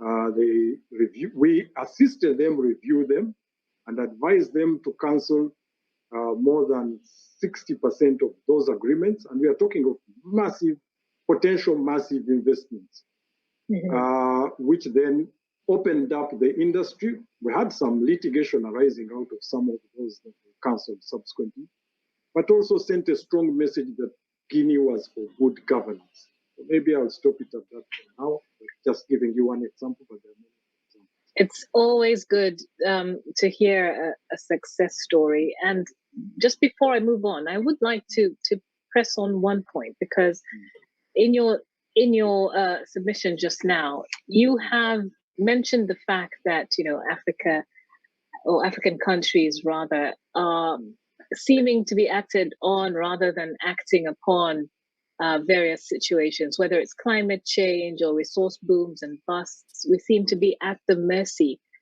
of these factors.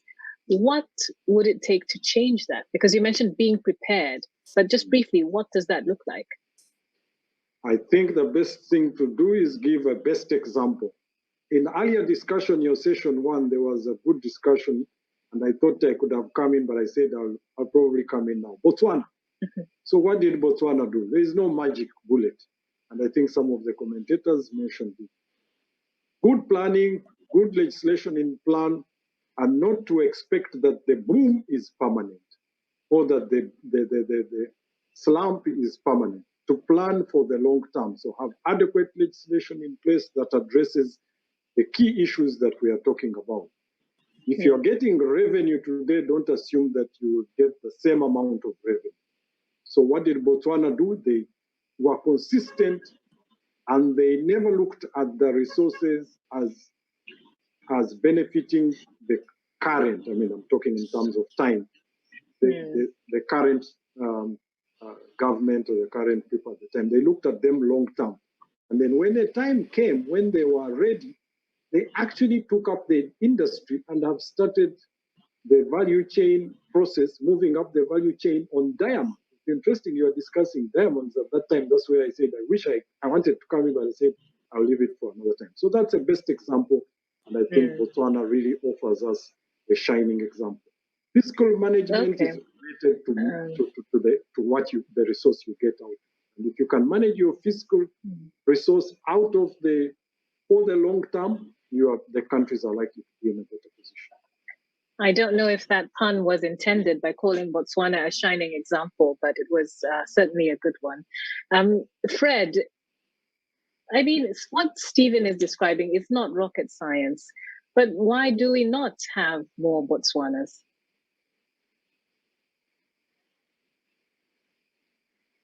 Thank you, Nancy. Yes. Thank you, Nancy, for the question. But I would also like to start by thanking LSF for inviting me to be part of the panel and congratulate you for the next 14 years of extending your mandate. Yes, why don't we have more of the Botswanas in Africa? The answer basically relies on a number of factors.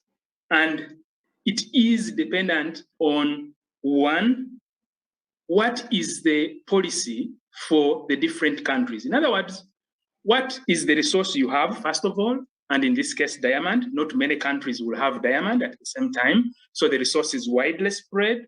And two, what policies, what is the intent that you have put in place for your own policies to be able to develop your country? Botswana, the example he gives, is a country where the government decided to be part of the diamond industry. And when the De Beers came in, they also own shares within that industry. And so they sit on the table and they are able to contribute to what is needed for the country. So in other words, you need deliberate policies that will be able to drive you to where you would like to be. And these policies are then followed up with laws. Currently, one of the areas we are driving is local content and value addition. And in the areas we have gone to evaluate the policies, we have also gone with LSF to help us deal with the legal aspects, to put in place the legal aspects. And so the trend I see us going is first have a policy and then enable that policy with the laws in order to be able to go forward. And the trend now we see in Africa is that many more countries are actually tending towards the aspects of being able to want to achieve more from their raw materials and being able to process them further. Implementation of the Africa Mining Vision is something that is critical. And for the last 12 years, we have actually seen that many countries are putting in place the legal and regulatory frameworks that are enabling them to be able to drive the key thrust of deepening linkages between extractives and other sectors of the economy. I just wonder, Fred, if you could give us some examples of countries that you see doing this and doing it well, because with the Botswana example, sometimes, there feels like there's a bit of exceptionalism around Botswana. There are more cows than people in the country. Some will argue it's easier to govern. We've heard about the exceptionalism of that sometimes. Perhaps you could give us a bit of hope by sharing some examples of countries that seem to be taking the right trajectory from your experience of what you've seen in the past few years. Yes, I could give an example of Ghana, for instance, in the mining sector. I think they are doing well in terms of their linkages of the industry to other sectors of the economy. Basically, they are dealing mainly with gold, but also aspects of bauxite, which they have said, no, they do not want to export raw bauxite until there is value that has been added to this bauxite. We also see in the East African region that many of the countries that are producing gold are no longer exporting it as raw materials. They are refining it and they are processing this in order to be able to add value and get more out of this. Equatorial Guinea is another in the gas industry. They are actually the leaders of exporting LNG within African countries that are neighboring them. So these could be a few of those, but we see the trend is actually towards the positive end. That's really good. Thank you for sharing those spots of hope with us. Neo Gore, I'll come to you now. We've touched on various issues from oil and gas to diamonds and gold and other natural resources, but can you help us understand where the ALSF fits in all of this? What sort of work do you do in these sectors? Okay, thank you very much, Nancy. So I would just like to point out at the ALSF, we refer to natural resources and extractives. So the extractives, as you know, would be the oil and gas and the mining, but the natural resources expands to include agriculture, fisheries, water, other forms of natural resources that can be exploited from by a country. So there are several challenges that are faced by the countries in the African continent that have natural resources and extractives. If you're looking at the extractives industry, we've already touched on resource control, the resource curse, why development doesn't match the exploitation of those resources. We look at other natural resources such as agriculture and water. food security is a big issue on the continent. And then looking at the industry as a whole, both sectors, sustainable development is topical and is key now. But one thing that is common amongst all of these challenges is the complexity of the transactions that are required to move projects in these sectors forward. And this is where the ALSF comes in.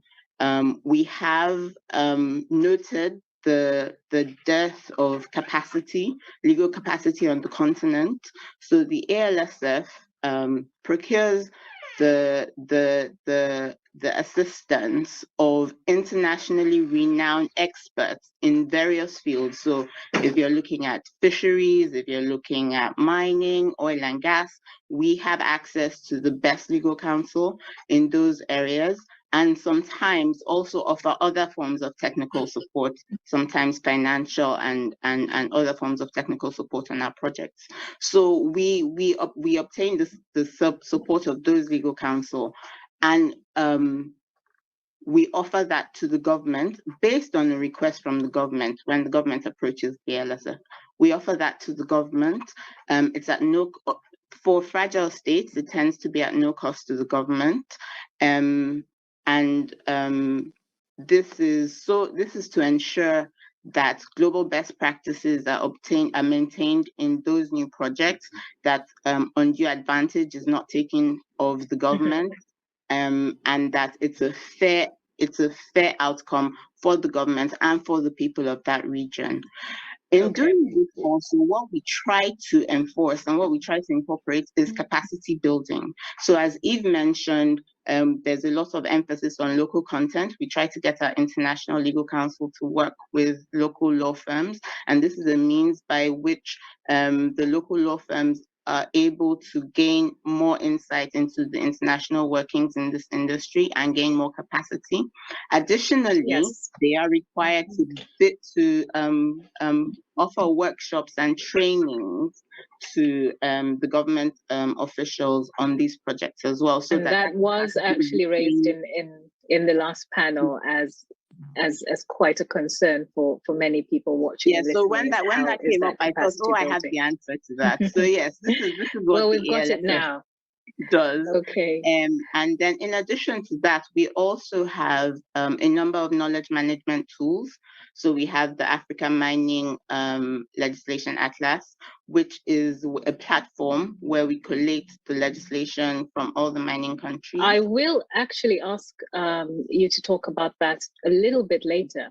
But for now, I would like to focus our minds a little bit on an issue that the whole world is concerned about.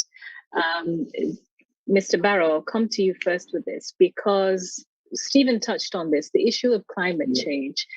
Now, I'm curious about how your government, how your ministry is thinking about this. How big of an issue is it? Because even though this is an issue that the rest of the world is focused on, if we look at the issue of clean energy, for instance, there are still 600 million people across Africa who have no access to electricity at all, let alone worrying about cutting their carbon emissions.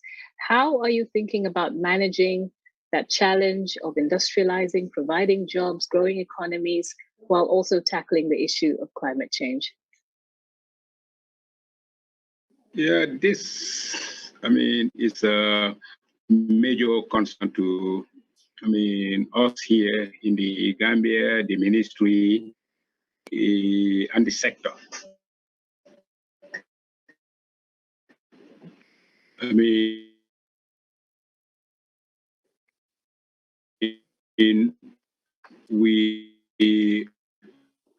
undertook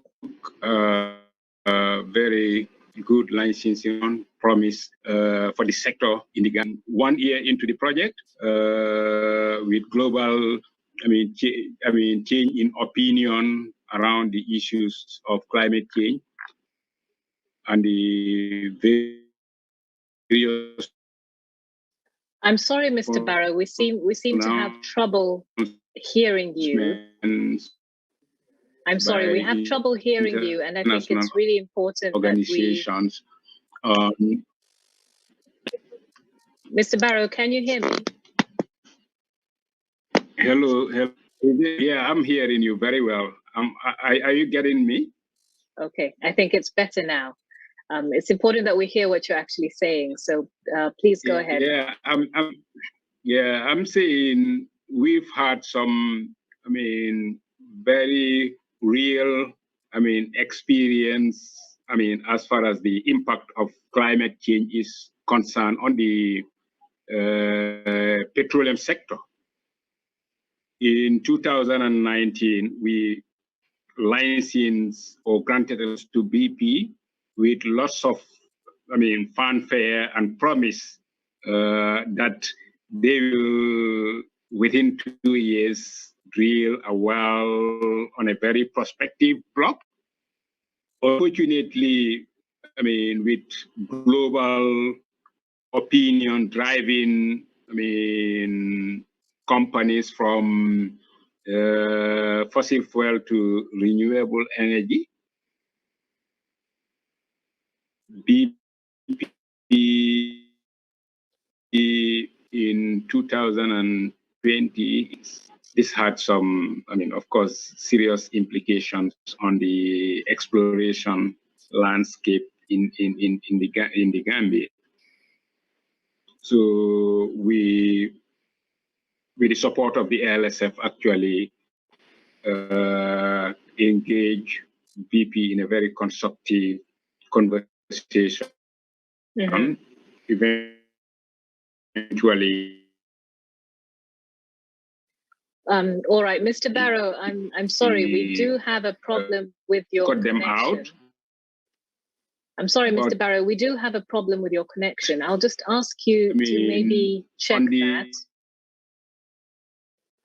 I'll ask you, Mr. Barrow, to check your connection and maybe try to rejoin us just so we make sure we hear what you're saying. Okay, perhaps the technical team can help us with that. But we did get the gist of what you're saying, Mr. Barrow.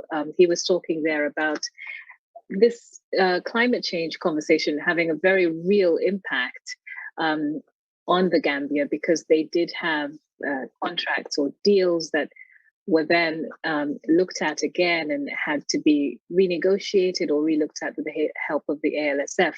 But following on from that, Fred, I wonder if you could just talk about that changing dynamic and also whether resource-backed loans still have a future for African countries, considering where the world seems to be going.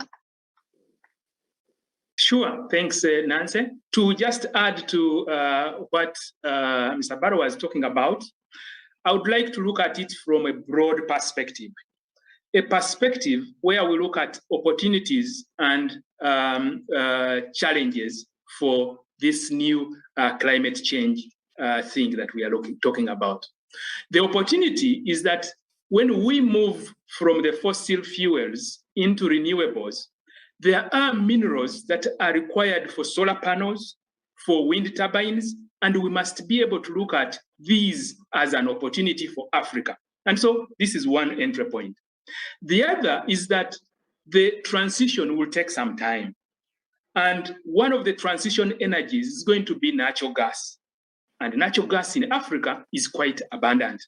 And it therefore brings me to the aspect of not looking at one country in isolation, but looking at countries from a regional perspective and a broader Africa continental-wide trade agreement where we can be able to intertrade and be able to see from each other. So this is the addition that I would be able to add to this. But technology too is moving quickly, and there are technologies that are being invested in, new technologies like carbon capture and storage.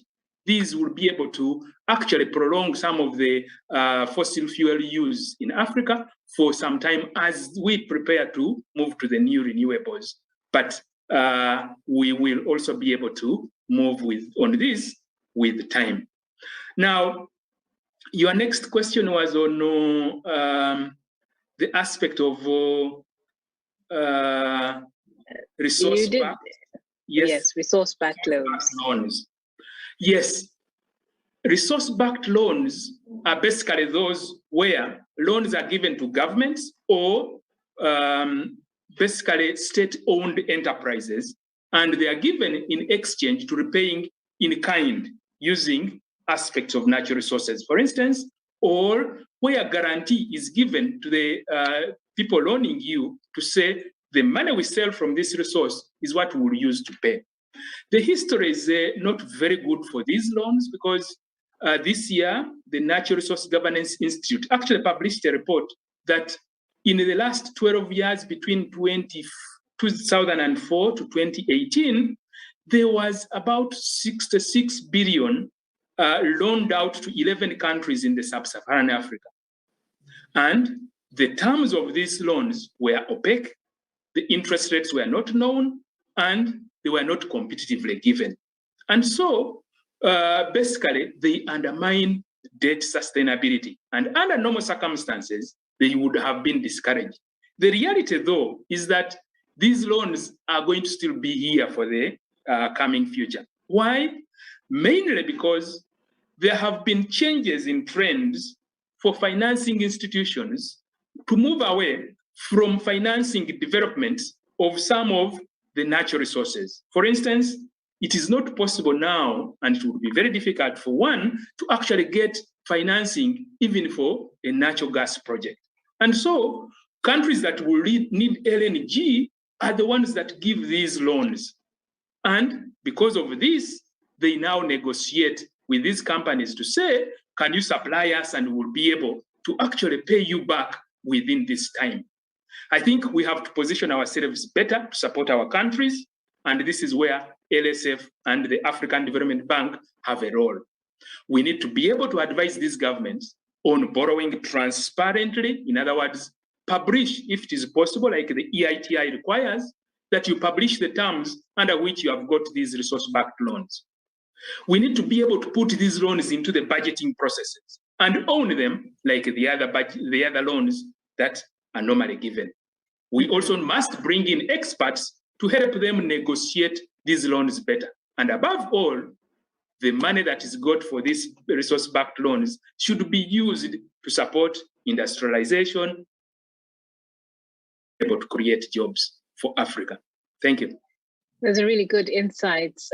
Eve, if I can ask you, because Fred has been talking there about loans changing in relation to what is happening in the rest of the world. So there are cycles here that are not just about commodity cycles, but also what other countries need and where the world is going.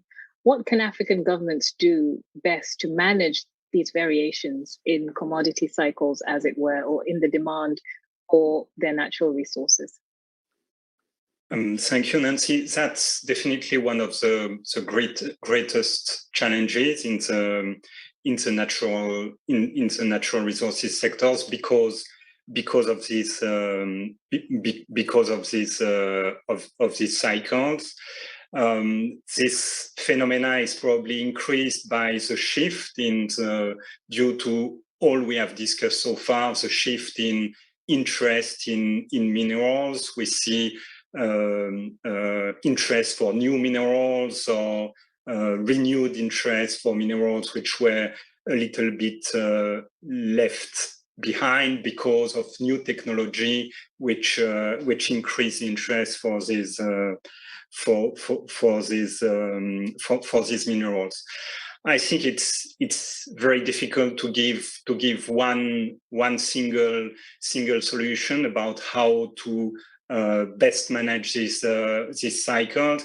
I think one really interesting solution, which has been implemented in more and more African countries, is through the use of sovereign wealth funds, often dedicated to the revenues of natural resources.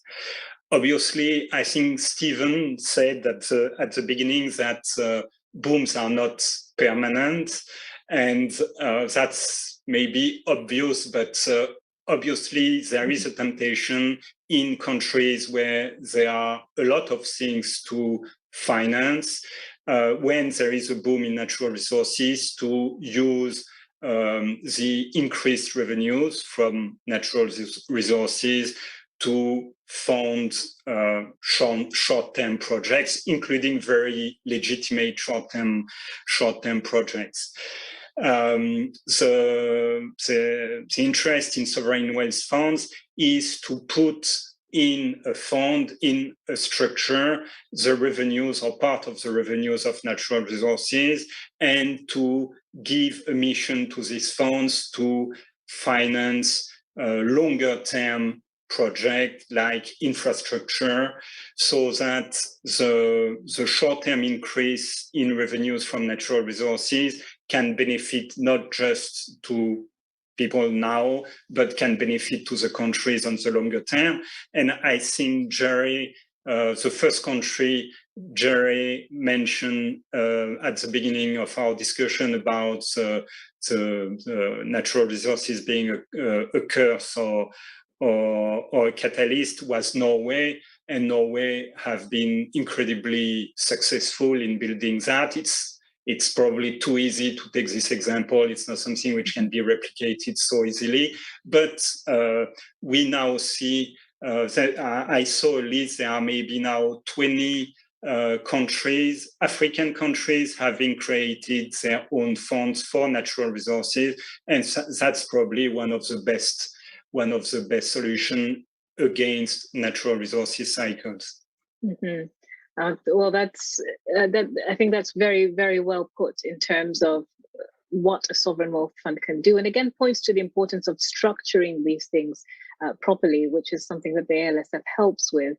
But Stephen, how do we then ensure that the environmental, social, and government needs are met by the wealth that comes from these projects? Because we mustn't lose sight of the fact that all this is geared towards Africa's development. It's geared towards changing people's lives in a very real way. So how do you meet those goals with these sorts of structures in a more effective way, Stephen?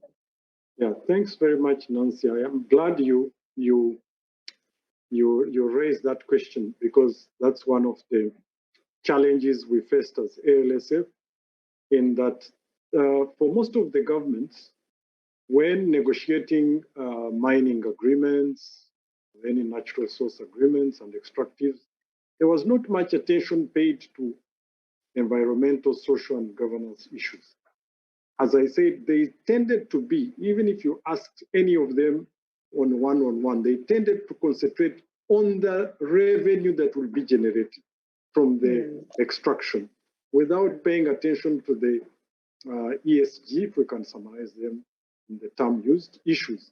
And yet those affect that industry long term. So what we've tried to do, we've tried from the beginning, we say, ensure that, as Fred was saying, ensure that you have the policy and necessary legislation in place that will enable you to address those issues. Don't rush to sign the agreement, to conclude the arrangement, and ignore the strong policy being in place.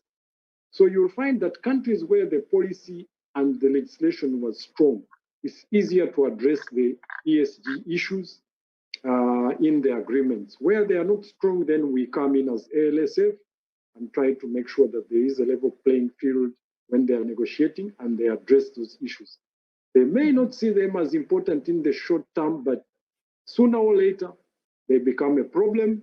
They will affect communities. And we are talking of the whole cross-section of issues. The environmental issues, I mean, there are many stories. We don't need to relate them across the continent. The governance issues, we talked about Botswana. You can summarize their success in one word, governance, but also the other governance, the social issues like the gender issues and so on. And we've tried to address them.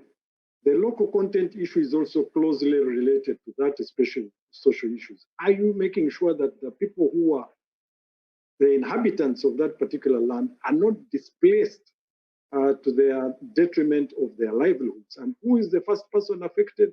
The women and children, the gender issues. So we try to ensure that in the negotiations, in the absence of strong policy and legislation, that they evolve. But also in the negotiations, we also try to drive governments to bring on board other sectors of government. Actually, most of our governments have strong environmental laws because over the years they've been assisted to put them in place. But when the negotiations start, the Ministry of Mines thinks it is only their role. No, it's not a mining issue. It also affects environment. So we try to convince them to bring the others on the table to address the issues. Mm-hmm. Very good point there. Jerry, I hope we have you back. Sorry we missed some of your last point, but I hope everything's okay now with your internet connection. And just bouncing off Steve's point, I'm wondering, are these things you think about when you're coming up with your policies, when you're structuring your deals, doing your negotiations? Are you thinking about the environment, about the women and children that this will impact, about the social and governance dynamics of the work that you do? Yeah, I mean, thanks, Nancy. I mean, one good advantage or benefit that we derived from the LSF support was the, I mean, coordination and collaboration that was, I mean, achieved through the support of the LSF. When we looked at our model petroleum license, all key, I mean, we actually set up a committee called Petroleum Negotiating Committee. That committee comprised of our environment agency, the Ministry of Finance, Ministry of, I mean, the revenue authorities, the GAIPA, that is the investment authority. Under the committee, we also constituted subcommittees. The subcommittees brought, I mean, on board broader, I mean, spectrum of institutions dealing with, I mean, wide range of, I mean, policy matters. Under that, I mean, one of the subcommittees we call the environment subcommittee. You have the maritime institutions. You have the So we understand that there are loads of committees, but just in terms of what the outcomes are, what are some of the outcomes that you might have seen from incorporating these concerns into your policies? Basically, we got the views and I mean policy objectives of those institutions. Institutions such as the environment agencies, I mean, concerns have been incorporated into the license, model license. Okay, so these are concerns that you do factor into the various bits of work that you do. Okay. Indeed. Well, we are almost at the end of our panel already. Time has really flown by. It's been such an engaging and riveting discussion, but I'd like us to end with a few final thoughts. And perhaps I'll come to you, Eve, and just ask, what are some of the areas you think governments should be focusing on in terms of making the most of natural resources, and how might ALSF be able to help in the particular area that you identify? I mean, I was really interested when looking at the chat during the previous panels, how many comments there were about natural resources and about sharing the revenues, the benefits of natural resources. It's an obvious topic, but obviously natural resources still create a lot of discontent and a lot of people still feel very strongly that the revenues of natural resources are not fairly shared between the foreign oil companies, the foreign mining companies, and the African populations, and that should probably be the number one focus. And I know that it is probably fair to say that it is ALSF number one focus. Local content was mentioned, and local content bringing more jobs for locals, more contract for supplies to local entrepreneurs is part of sharing the benefits of that of this natural resources project. Also finding the right balance for taxation between being attractive and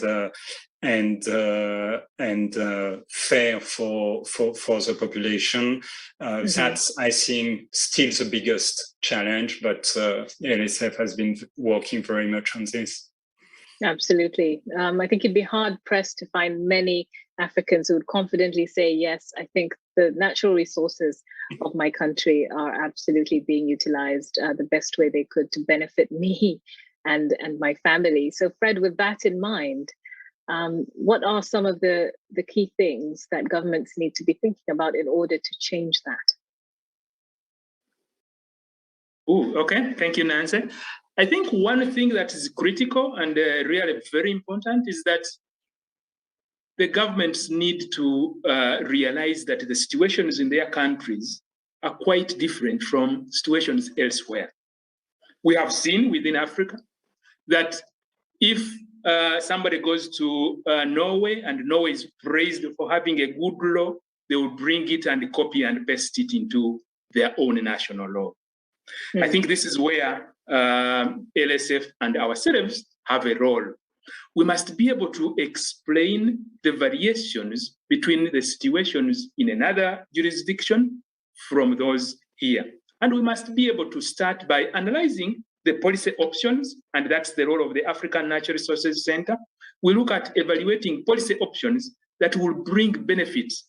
And these policy options are the ones that are used for the countries to select which direction they would like to go, and therefore LSF goes and follows up. So in a nutshell, partnership and collaboration needs to be enhanced between governments and the other institutions in order to be able to strengthen the aspects that relate to natural resource management going forward. Thank you. Fantastic. I'll give our final word to Mr. Karangizi, who has steered the LSF this long and is now handing it over. Just your final reflections on what African countries can really do to change this narrative around natural resources.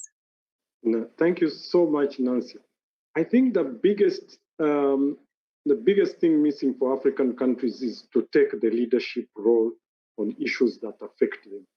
And what do I mean by that? Fred articulated how we probably are now going to be the reservoir for the new minerals that are needed for the climate change transition. Yet at the same time, we are at a risk of being denied capital for the existing resources which we have in fossil fuels at a time when we still need those reserves. So there is a need for us to come together to be a voice. I'm not saying exactly to the level that OPEC did in the 70s, but we need to come to that kind of level. And of course, the second thing we need to call for is value addition for the minerals, because that is a huge game changer for us. I think we can use the African Continental Free Trade Area to do that and see how we can use that as a leverage, as a voice to voice our concerns. I started by saying that we are missing in dictating the change that is taking place, the whole debate on energy transition, and also in relation to value addition. We've been talking about value addition for so long, but why are we not able to influence it? My belief is we can only influence it collectively on a continental scale. Fantastic. That's a great point. I will quote a major philosopher here that you might have heard of, called Michael Jordan. He said, talent wins games, but teamwork and intelligence win championships. And I think you're absolutely right that when people work together, when there are partnerships, there are much better outcomes all around. And I thank you so much to my panel. I'm also reminded, of course, of the fantastic intervention we had from you, Jerry, reminding us of the real challenges that are faced in the way that your government is dealing with them. And of course, thank you very much to you as well, Nicole, for highlighting just how the ALSF is involved in this big picture of turning things around and making sure that we get the best out of our natural resources. Sustainable development does require human ingenuity, which means people are the most important resources, and you have been a fantastic resource for this panel. So thank you very much. And to everyone who has stayed with us and kept watching, thank you as well. And we look forward to continuing this conversation. I'll now hand you back to Joel. Thank you very much, Nancy. The philosopher Michael Jordan, in the context of the extractive sector, I have to say I have never heard before, but that was an excellent panel and an excellent discussion of some of the key and critical issues facing the countries that are having to look at their natural resources sectors. And thank you very much for that panel, Nancy, and to all of those who participated. That was our last panel of the day. And so now I'd like to invite Madame Eva Jalla, who is the chair of the Africa Legal Support Facility Management Board, to make some closing remarks. Thank you very much. Good evening from Zambia. It's evening. Your Excellencies, distinguished ministers, the President of the African Development Bank, distinguished guests, may I simply say, ladies and gentlemen. Today is day one of the two-day ALSF high-level event under the theme Smart Legal Capacity for Africa's Development, a new phase for the African Legal Support Facility, to commemorate the extension of the term of the ALSF. I am most grateful to all our speakers today and the participants at large for their remarks and interventions, which have made this event fruitful. During today's breakout sessions, the roundtables, we deliberated on and heard your voices, our stakeholders, our beneficiaries, regional member countries, and development partners. We kicked off this event with RMSCS discussing how the ALSF can provide smart legal capacity in its focus areas generally, and they provided useful insights and ideas. The second round table session discussed sovereign debt, and the third round table session focused on extractives and natural resources, including agriculture and water. What is made clear from these discussions is the need for continued ALSF involvement on legal issues impacting the continent. The discussions explored more effective ways of delivery of the facility's services to RMCs, taking into account the shifting landscape in the finance and development world, and the effects of factors such as climate change, the fourth industrial revolution, and disruption of economies and information and political systems. The COVID-19 pandemic has magnified many gaps and challenges in the way legal and technical services are delivered, and has accelerated change in the right direction in terms of being innovative and proactive and having the ability to link business decisions with business needs. The uncertainty of COVID-19 has caused many organizations, including the ALSF, to rethink and reframe their strategies, to exploit the upside and abate the downside of COVID-19. Given that uncertainty breeds innovation in such times, it is essential to have operating and financing models, technology tools, efficient and fast processes, while incorporating flexible country-specific approaches and international best practices in the facilities operations.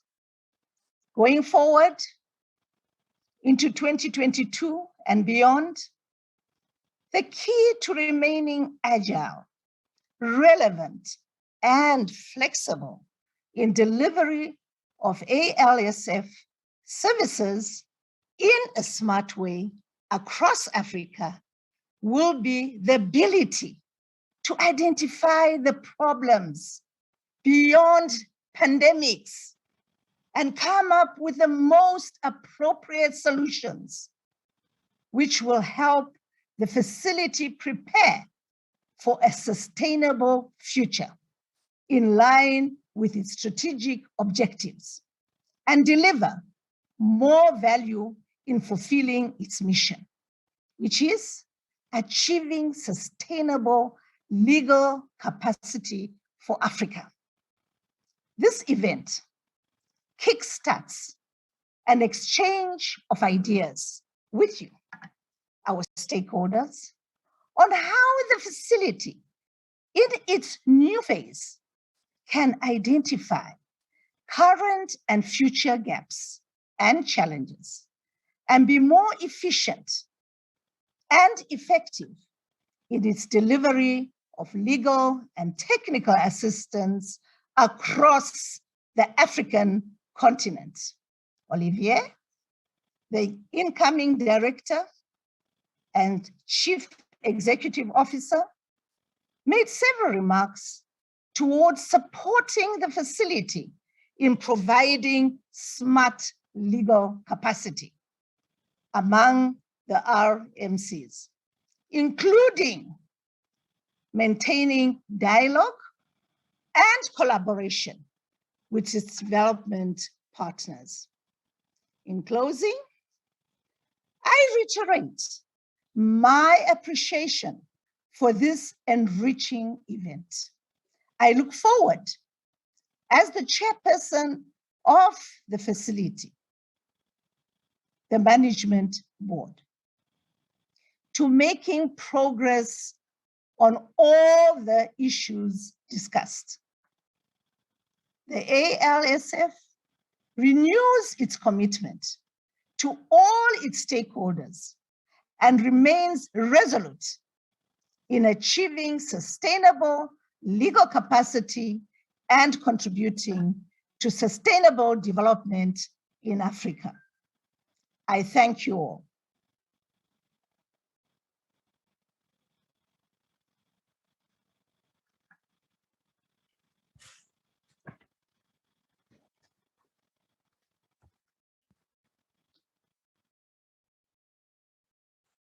Thank you very much, Eva Jala, chairperson of the ALSF Management Board. And ladies and gentlemen, that concludes our proceedings for today. And I'd like to start by thanking our keynote speakers, panelists, and our moderators, Nancy Kachungira and Henry Bonsu. I'm sure we've given you a rich menu and food for thought. And I look forward to seeing you all again tomorrow, when we will have another invigorating day of discussions. And of course, we shall also hear from eminent speakers. I'm Joel Kibaza, and I hope you've enjoyed the day and learned quite a bit.